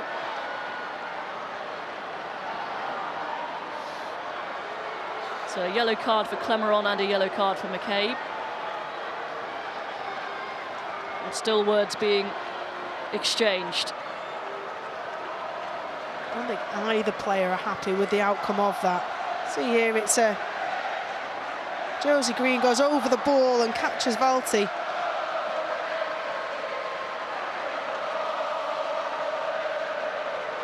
There's Josie Green saying, I got the ball. You can see it's Katie McCabe who boots the ball at Josie Green. Josie Green gets the yellow for the rash tackle. And then it's pushing and shoving. No need to really get involved, Clemeron, but you know, these games mean a heck of a lot to these players. If you haven't watched women's football before, then you can expect exactly the same in a women's game as a men's game as far as heart and fire, if not more, arguably.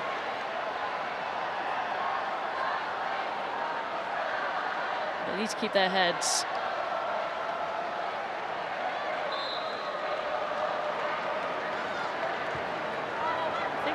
Josie Green's challenge there was orange. A bit naughty, yeah.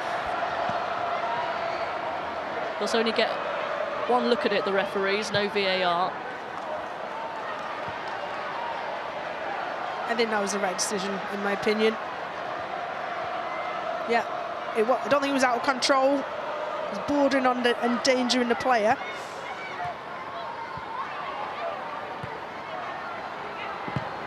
I'm happy with the yellow. That's what's important. Here's Williamson.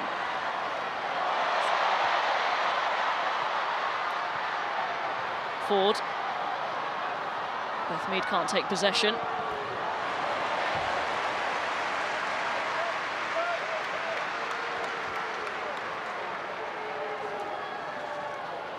Katie McCabe at times this season has been absolutely magical for Arsenal. Down that left-hand side attacking wise. I'm just looking at the tackle again. The ball has gone, hasn't it? See McCabe then hitting the ball at Josie Green and Clemeron not liking that. And Corpola gathers.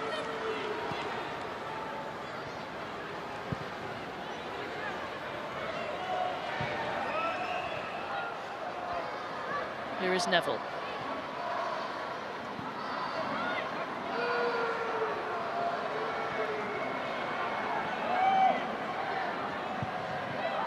That's a great ball over the top for Suminen, who I think was onside, but Zinsberger out quickly to clear the danger.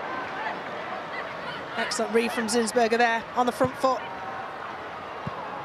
Leanne's pass picked up by Green, takes a swing, well wide. Difficult chance that. I think if Rianne Skinner did have options, she would look at bringing off Josie Green, because she looks like she's tiring now, a little bit off the pace. I think that tackle was more tiredness and a yard or so behind play. She looks down there, Angela Addison's looking stripped, ready to come on. Just wait and see who that's for. No traditional centre forward on for Tottenham. I'm sure want to keep their defensive record intact. So going to their final game at the Tottenham Hotspur Stadium this Sunday against Leicester, who will be safe now. Birmingham heavy defeat to Manchester City this evening.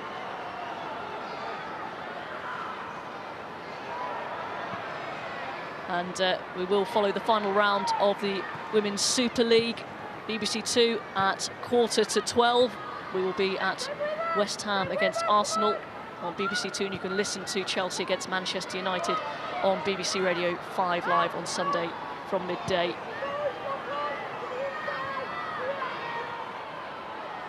It's An enthralling season with the start that it had here at the Emirates. Arsenal upsetting Chelsea to win that opening encounter. People felt that Arsenal then really had the final piece of the puzzle, bringing in the new manager, a couple of new players to go on and win it. Manchester City starting so drably. Here is McCabe. Miedemar turning Neville. Down under the challenge, Catley. Claims for handball, especially from Jonas Eidevall. Play goes on. McCabe into Little.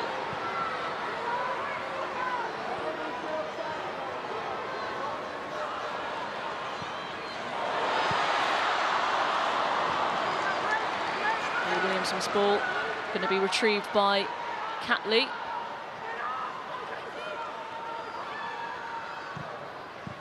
McCabe's pass cut out by Clemeron. Josie Green scurrying away from Mead. Good play from Spurs.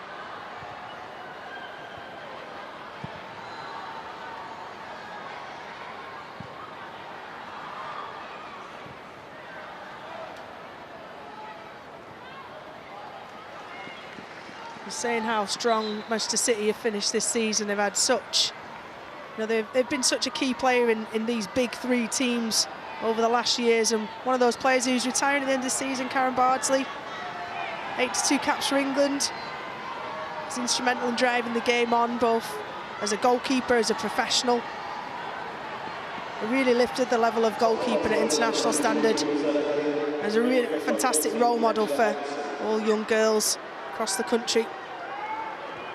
So well done to her on a wonderful career. There's quite a few retirements and people leaving the league. The emotional Sunday for a lot of clubs. Our very own Anita Asante as well. I'm sure we'll get a nice reception from Birmingham, even though she will be on the other side for Aston Villa. That second City derby.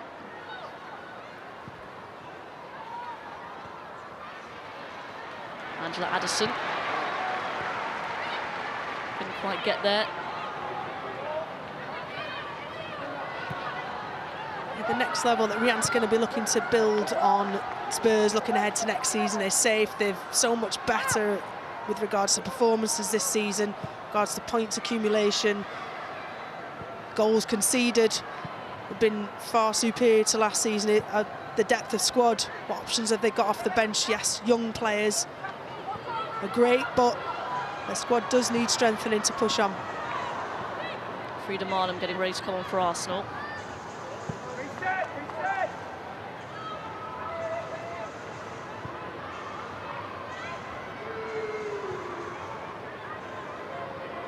A strong base for Tottenham to build on, but lots of other clubs will be hoping to be the one next season that can make the step up.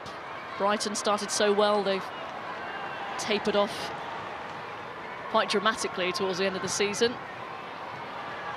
Just have Leicester, I'm sure, will invest into staying up. Arsenal will want more goals tonight heading into the final weekend. Beth Mead onto Ford, goes for the corner. Oh, that is brilliant. Caitlin Ford. A fantastic strike from the Australian.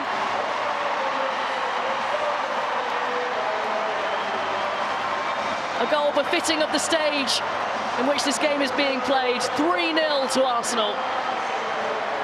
Wow, what a way to top off a dominant evening for Arsenal. Spurs have done so much, but they allowed her to drift off the back shoulder.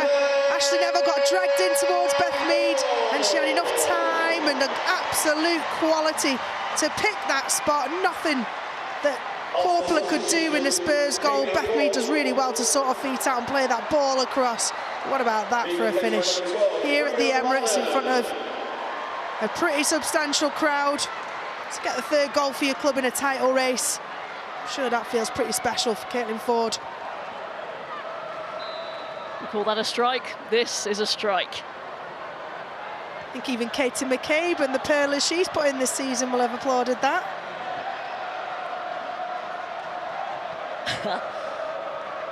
And as he did in the sun on the opening day of the season, Jonas Eidevall. with a joyous celebration. So they will head to Dagenham on Sunday,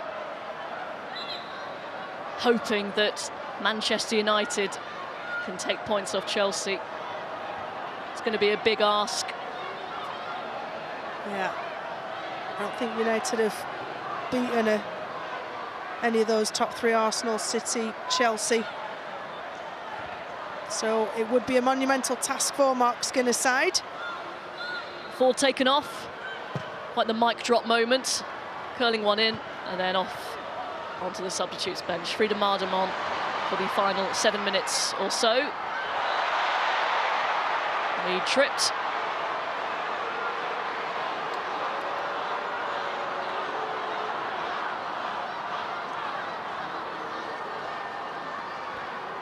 Been a solid performance. Arsenal have not looked flustered at any point, even after they opened their account after 10 minutes, and since then have been rattled a little bit in midfield, a few little tackles and encounters like we're seeing now. Ashley Neville and the midfield set up from Spurs. They've done their job, they've roughed up Arsenal, they've not let them have comfortable possession of the ball. It does look like they're fading a little bit, their efforts in vain somewhat. But Arsenal have taken their time. The substitutes have been impactful.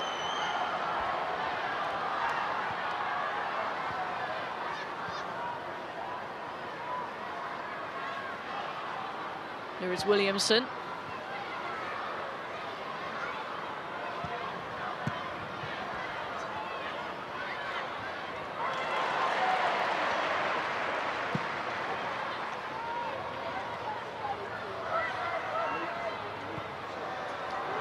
Oh, Lotte Wubben-Moy nearly selling Zinsberger short. Little brings the ball away. She's been everywhere tonight, Kim Little.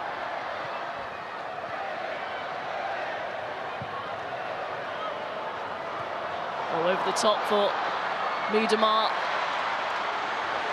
It's Marnham, deflected. It's going to be caught by Korpela.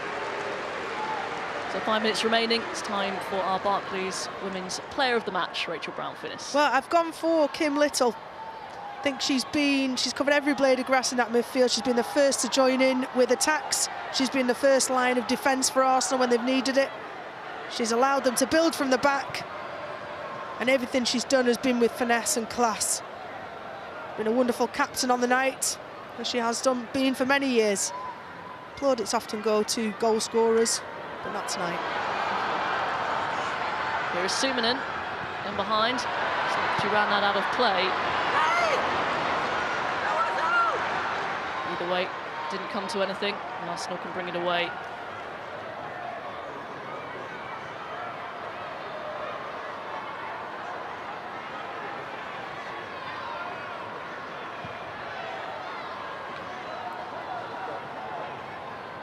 So it will be a 7th game without a win in the WSL Spurs. And they will fancy their chances at the Tottenham Hotspur Stadium against Leicester on Sunday. Be fitting for them to finish with a win. A triple substitution incoming for Arsenal.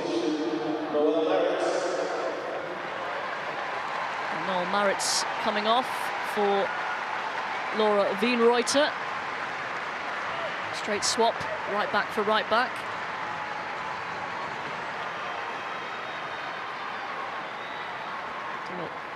Leah Williamson coming off.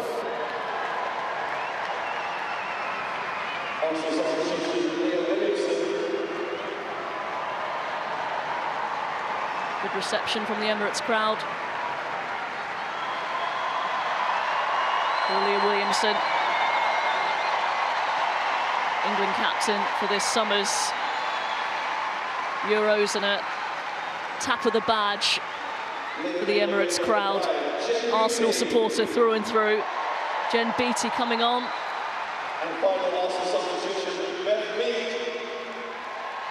And Mead, who got the goal scoring started off for Nikita Paris, who finally got that 50th WSL goal last time out. She's living the dream, isn't she? Leah Williamson, at the Emirates, an Arsenal fan growing up, Arsenal ball girl, all through the academy, putting in an exceptional performance, interacting with the crowd. Now as you see young girls all around this stadium, like all of the girls, excellent representatives of the women's game. But Leah Williamson being given that armband after a wonderful tenure from Steph Horton comes to an end under the new manager, Serena Wiegman. I think everybody associated with the Lionesses have high hopes for that team this summer. Dad was a Spurs fan, Leah Williamson. Mum was an Arsenal fan, and she did the correct thing to do, listen to Mum.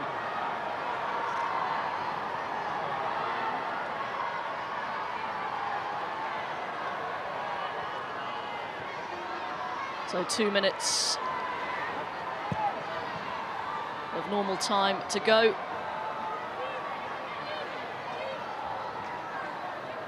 And even though it's 3-0, Arsenal have had to work for this. They've had to wait for Spurs to tire, to break them down.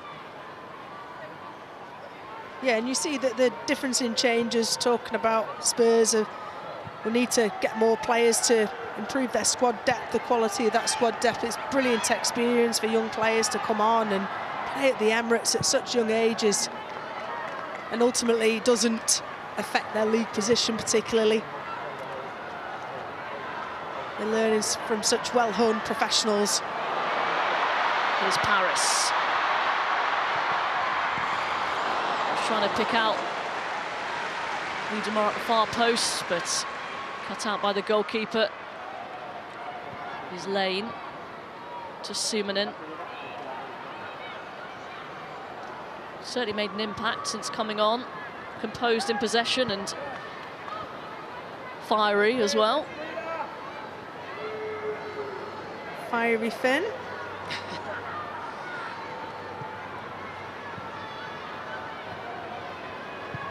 Yeah, looking forward to watching them at the Euros. Very talented bunch of players.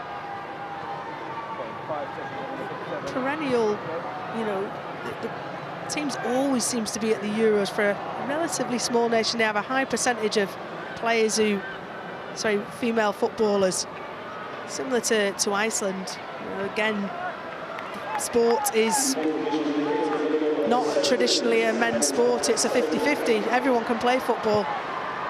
So the pool of players is much, much bigger than you would expect from a smaller nation. 7 minutes of time added on.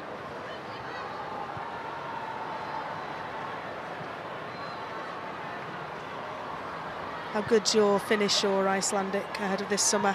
It's a little bit rusty. Is it? Got to be honest. Brushing up on that. Portuguese, need that now? Yep, throwing the Russian book out. Yeah, thank you. Portugal back in. Duolingo is getting a hammering. Other language learning things are available. Here is Vivian Miedemar on the turn. A good save by the goalkeeper.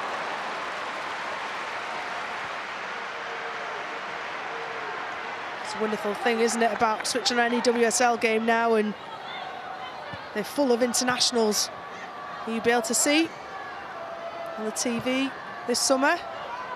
Be able to see live in so many venues as well across England. All across the BBC, of course, 5 Live and BBC Television online. We've got you covered. Really exciting summer ahead. But before that, to have the final day of the Women's Super League season. If it does come to pass, Chelsea worthy winners in the end.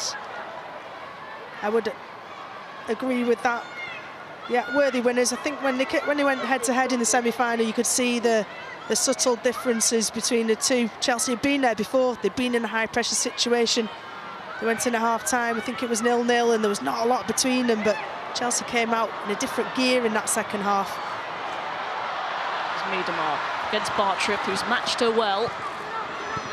McCabe, big touch, and the referee has waved play on. Collision in the 6-yard box.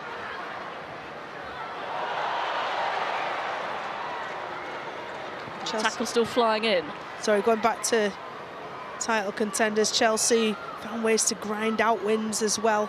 something that 5 years ago, under Emma Hayes, she recognised was a weakness, arguably, or the weakest point of their game was having that mentality and belief that they were winners. Just seeing the replay of that again, there's nothing in that, it's just coming together. There's no foul on any part. Ref did the right thing, play to go on.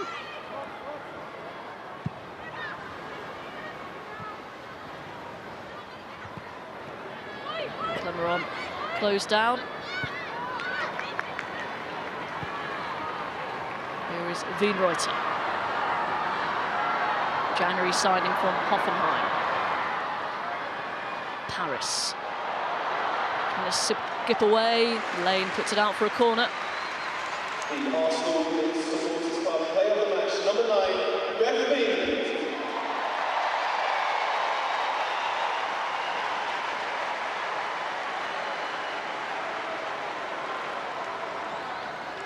A good crowd, and they've seen some excellent football. A couple of really good goals.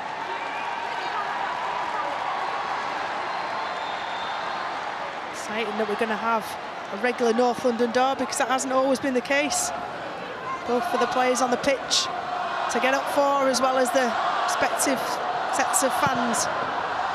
Catley's corner. Harris's header just wide.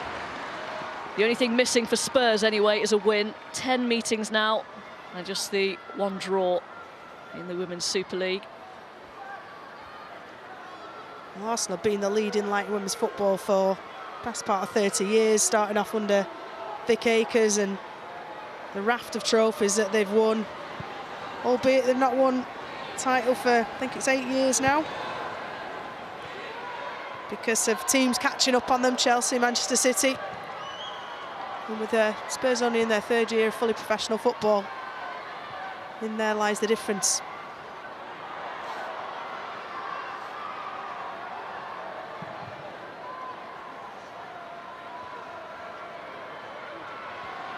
Here is Little to Jen Beattie.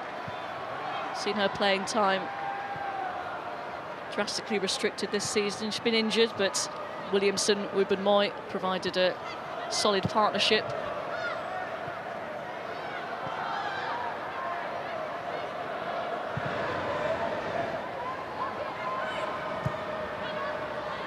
Great to see Jen Beattie back fit and healthy again after a scare with breast cancer. She went through that during lockdown and possibly couldn't have played anyway because of the season being cut short, but you know, a real reminder of how anyone can be touched by that.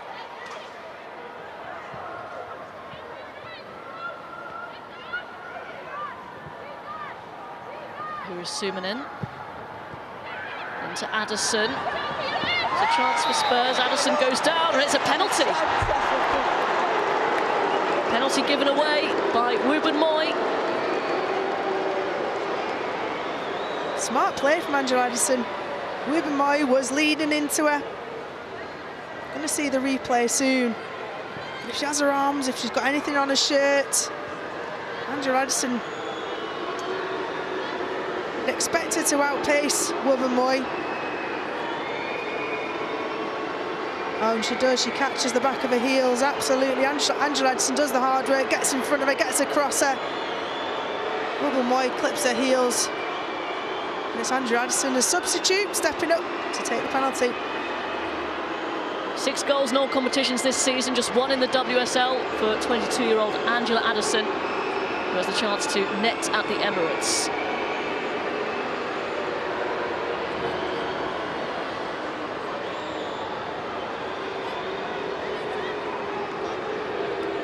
Painstaking task of ensuring everybody's aware they should be outside the box. She's had to wait a little while. It's Addison. Oh, and she's hit the post. Sent the keeper the wrong way, but couldn't find the target. And the Arsenal fans' night just gets better and better.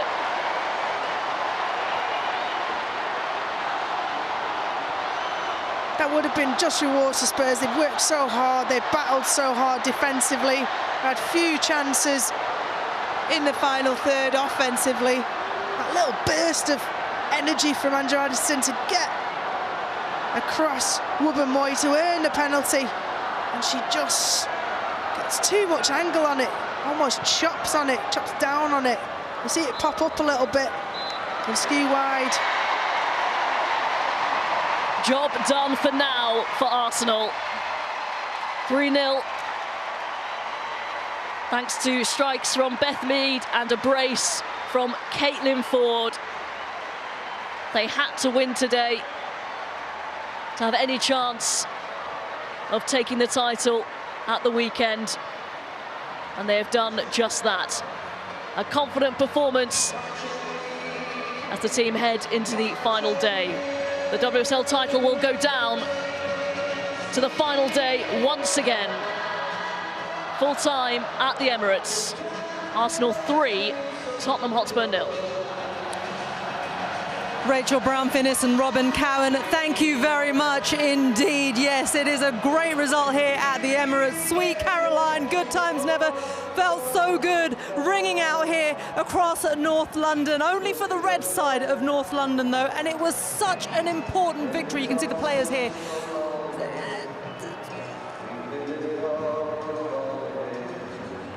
Big victory for Arsenal, of course. Farrah Williams. I mean, look, you can see all the players congratulating each other, but Jonas Edeval going into this one, the pressure was all on Arsenal. They responded really well, didn't they? Yeah, they did. Look, North London derbies can be difficult, and I think they showed a professional performance today. They put the pressure on Chelsea going into the last game of the season, and that's what the neutral fans wanted. Look, it's going to be down to the last game of the season. It's going to be between Chelsea and Arsenal who wins the trophy. I'm not going to say who my money's on. No. I'm going to sit on the fence. Farrah, my goodness. Stephen Warnock, are you going to say who your money's on? I'm going to edge towards Arsenal. I just think the game between Chelsea and Manchester United's got a lot riding on it. I think Manchester United are going to be a little bit too much. I think they'll get a draw possibly out of the game. I think that pressure on Chelsea will just be too much, and I was really impressed with Arsenal tonight and what they did. Well, this is the thing. They needed such a strong mentality, Anita Asante, going into this one, because the pressure has been on. They have been ahead for large parts of this season. They were suddenly taken over by Chelsea. It's been a really difficult one for them to stomach, because they thought that this was it. There was a rebuild. Jonas Edeval came in, lots of new players. And you would have thought that Arsenal may have not really given up that lead so soon, but they did, and they've had to respond, haven't they? Yeah, but now it's a test of character and belief in this side, you know, to believe that they are a championship winning side. They have to reflect that in their performances, and they have, you know, they've bounced back many times in the season to try and put some more pressure on Chelsea, and today was an emphatic win where they really did dominate the game throughout. Yeah, and as you can see, the table is up there, and those are the numbers that count. Chelsea may be top. Arsenal are just a point behind them. But what's crucial here, Farrah, is the goal difference, and Arsenal have been able to claw that back. Yeah, I mean, got one game remaining. The goal difference isn't going to really make a difference come the weekend. Look, Chelsea are in the driving seat. They're playing at home against Manchester United. Yes, Man United have, you know, got it playing with a bit of form at the moment, but I don't see Chelsea losing at home. I think that team have, you know, gathered a winning mentality over the years, and Emma's built a really strong team there. And I can't see Manchester United going to Chelsea and winning. So I think, look, it's in Chelsea's hand, but Arsenal have certainly put the pressure on going into the last game of the season. Yeah, it's interesting because you mentioned that winning mentality of Chelsea, and Arsenal are in the process of rebuilding that winning mentality, aren't they, Anita? It looks like they're getting that back. They've had that impetus, haven't they, under Jonas this season? Yeah, what I've really liked about this Arsenal side this season is the intensity at which they attack these games, and the way they stretch teams, and their passing and fluidity, and you're seeing a lot of good rotation, but clinicalness, you know, and that matters in those moments that are defining in a season. But, you know, like as Farrah mentioned before, I think Chelsea playing at Kings Meadow is a fortress, and it's going to be a very tall order for Chelsea to not win on the weekend. Okay, look, I can tell you we have the player of the match, Kim Little, an Arsenal legend here with us. You actually just crept up on me behind there. How are you doing? It was an intense game, wasn't it? It was intense, and it was a little bit similar to the game earlier in the season when we found it really hard and drew 1-1, but I think we've played really well the past two games, and I think we kept that going tonight.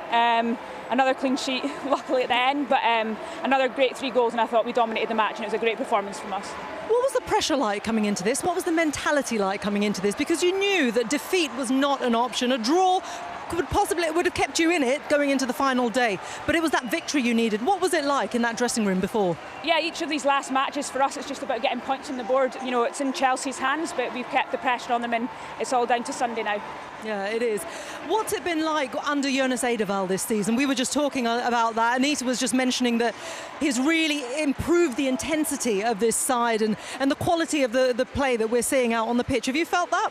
Yeah, I think when Jonas came in at the start of the season, we increased, like you said, the intensity of our game, and I think you can see by some of our goals and our play on Sunday and then tonight, you know, our counter press and our counter attacks are much quicker, so we've added that to our game. And I think towards the end of this season, we've had a kind of a bad middle of the season, I would say, as a team, and then towards the end we've re-established that possession-based football, and we're really enjoying our game using both those styles, which I think means we've ended the season really strongly. You've been here for a while. We saw you getting that little tribute today for 250 appearances at Arsenal. You've seen a lot of change in the WSL as well as the game turned professional. The landscape changing. Are the teams coming into it when Arsenal were once dominant? What's it been like, sort of almost not being on the back foot as it were, but just being challenged so much more by the other teams coming through, by the Chelseas, by the Manchester Cities, and trying to get back to that winning mentality and getting Arsenal back in the big time? Yeah, you know, it's important for us. You know, obviously Arsenal have had a lot of success in the past, but you know, that's the past, and we want to move on and create that new success. And I think, like you said, there's so many great teams in the league now. Tottenham being one of them. They've really improved this year, and I think next year it'll be even better league. And yeah, I'm just glad I'm still playing and getting to be a part of it. It's great to see you, Kim. It's always great to see you. And you've got, you know, such a blend of youth and experience in this side as well. And Jonas as well is such a different character. What makes him so special? Yeah, I know, like I said, from the start of the season, he's brought energy. You know, he's passionate. He shows that on the sideline, I think, a lot of the time. A lot of us have a lot of the players have a little laugh afterwards about that. But yeah, it's just. You watch replays and just laugh at him dancing around. Some of his faces are, yeah, a lot. But yeah, it's just that energy, and like you said, we want to win football matches and to be going for the honours, and we're glad to be in the race this last little bit of the season. Yeah, and what is the mentality then going into that final day? Because look, Chelsea are in the driving seat. They're the team that are ahead, so you're depending on their result as well. How do you go into that? I know it's a football cliche, isn't it? You just concentrate on yourselves, but is that literally just as simple as that? It is as simple as that. You know, we need to get 3 points. If we don't get 3 points, it doesn't matter. So yeah, for us it's focusing on that, and it's exciting, isn't it? It's to be a part of that as a player, but I think also to watch for the league to go down to that last day. I think that shows a lot to where our games come. Yeah, and I'm looking forward to Sunday. I know I've hogged you the whole time. I know some of your old mates, they're just trying to butt in and have a little chat. Go on, Anita. Kim, you know, obviously you've been toe-to-toe with Chelsea all season. How do you maintain that belief within the team and keep them charging on, and especially, you know, to be dominant in these games as well? Yeah, I think it's a lot to do with us progressing. Behind the scenes, it's a lot to do with us just progressing as a team. And I think this year, although we've not, you know, won a trophy yet, it's a lot of us is to do with our mentality as a team and getting that in those big matches, making sure we turn up. And I think we've done that more this year, but I think for us to go a step further, we need to do it to another level. And I think behind the scenes, I think we've made an improvement, but next year I think we need to up our game again. I think we still need to make sure we can go another level. Kim, it's been brilliant to talk to you. Wishing you all the best on that final day. You've kept it exciting for the neutrals. I mean, I have to say, I'm a neutral here, so I'm really looking forward to that final day of the season. But I wish you all the best of luck, and congratulations so far on a brilliant season. Thank you. Good to see you. All the best, Kim. I'll grab that for you, I think. I'll put it down on our table here. Look, it was a dominant performance from Kim and the likes as well, and they started so brightly, didn't they? But something that you mentioned, Stephen, was at the start. Look, they got off to a great start with Beth Mead, didn't they? After just 4 minutes, but patience was key because Caitlin Ford got a double. And they came quite late on in the game. Yeah, and we spoke at half-time about how Tottenham had stayed in the game, how resolute they had to be, how it would take time to break them down. You had to take your opportunities when they came, and then the goals did come later on in the game. But when you're in a title race, the biggest thing that is often forefront of the players' minds are nerves. I think, and that's where you've got to be relaxed, you've got to be calm. You don't have to win the game before half-time or within the first 20 minutes. They know they're a good team, Arsenal. They know they'll create opportunities. They've got a great defence at the other end, so they know they'll keep Tottenham out. So, yeah, all about patience. Yeah, indeed. OK, well, let's speak to the Arsenal boss now. Jonas Eidevall is standing right behind us. How are you, Jonas? I'm good. Good to see you. Big smile on your face. What is your assessment of this one? Strong performance. I think it's at least one class between the teams today, and I think it's very well deserved winning with the margin that we do. And that was key, wasn't it? And, you know, we were talking to Kim just a short while ago about the pressure going into this one, because defeat really wasn't an option, and you did that. How do you manage that mentality amongst the team? I think it's about staying focused on the task, next opponent, and talk about how do we position ourselves in different phases of the game, what is our objectives, and I think it's very hard to be nervous and task-orientated at the same time, so rather be task-orientated than nervous. So is there one message to your team and one message to yourself, or is that the overall mentality for you? Today? In terms of how you've managed the team up until this point, and particularly in this game as well. I think that's very important. You live game by game, and you have to live situation by situation. You can't jump ahead. So that's how you're going to look at it, and that's what's going to drive results in the end. And you haven't given yourself the opportunity to think about that final day, but you can now. What are your thoughts going into that last game then away at West Ham? Good. That's what we like to hear. I think it's exciting. I've been at all different ends on situation like that. It's not an easy situation for Chelsea. You're going out and you feel like you have something to lose. And of course we need to win the game, and we're going to attack the game and doing that and making sure that we finish off and that we believe. Well, this is the thing. I mean, this is your first season here in the WSL. You have been involved in title races before in Sweden. How do you compare?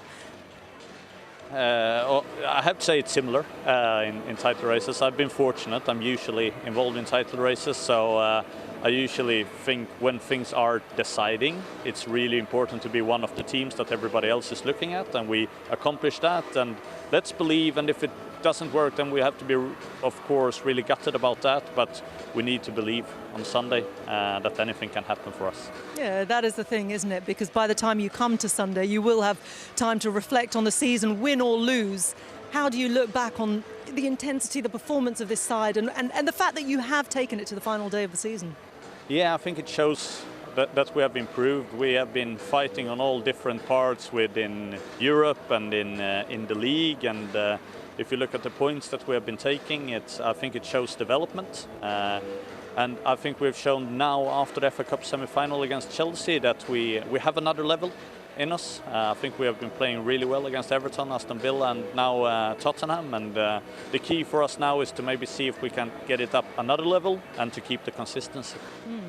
Jonas, since you've got, bred a sort of intensity in this team, both in and out of possession, how do you get the team to still maintain that kind of patience? Not just trying to rush chances and, create opportunities on goal.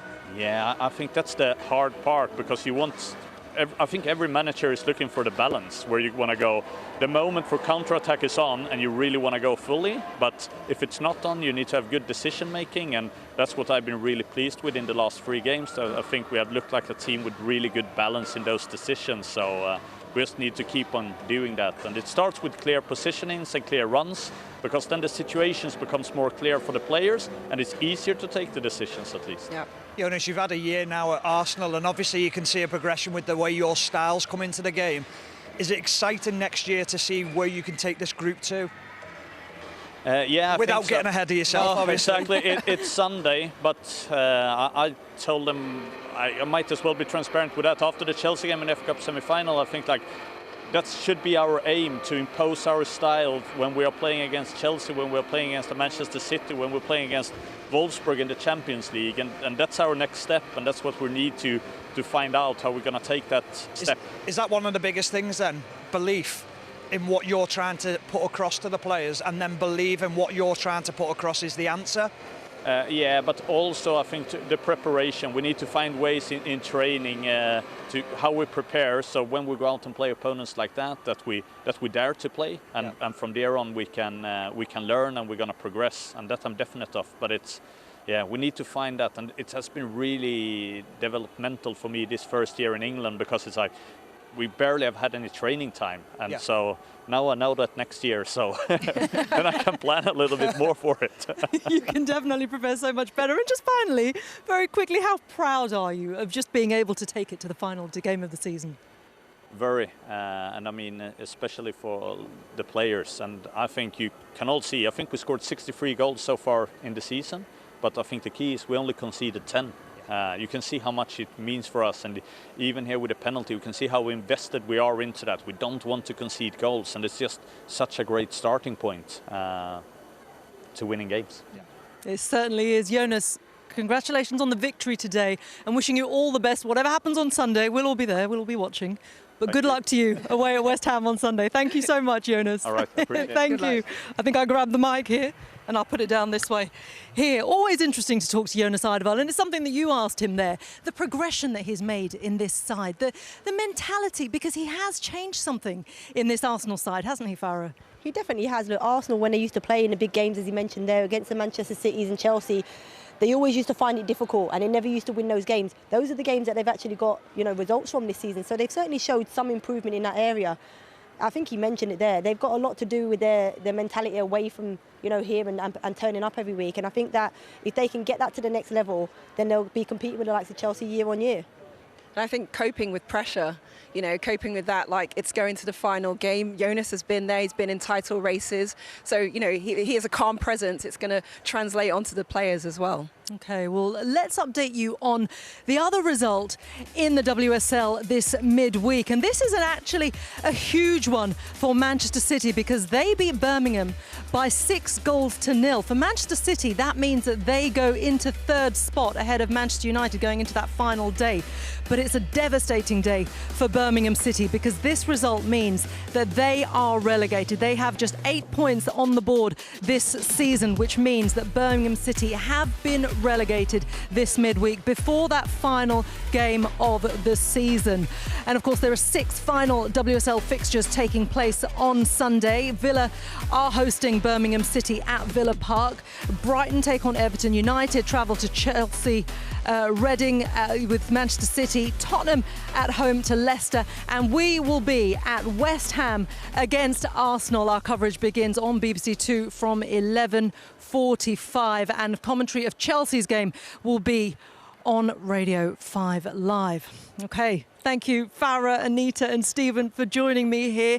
The pressure was on for Arsenal, wasn't it? They needed that victory to take this title race to the final day of the season, and they did just that, which means it's an exciting day on Sunday for every single WSL fan. Who will be crowned the champions of 2022? Will it be Arsenal? Will it be Chelsea? You'll have to join us then to find out. We'll see you then. Bye-bye. After all, this is a North London derby. And it's 1-0. Gets the cross in, and it's turned in. Onto Ford, goes for the corner. Oh, that is brilliant. Job done for now for Arsenal.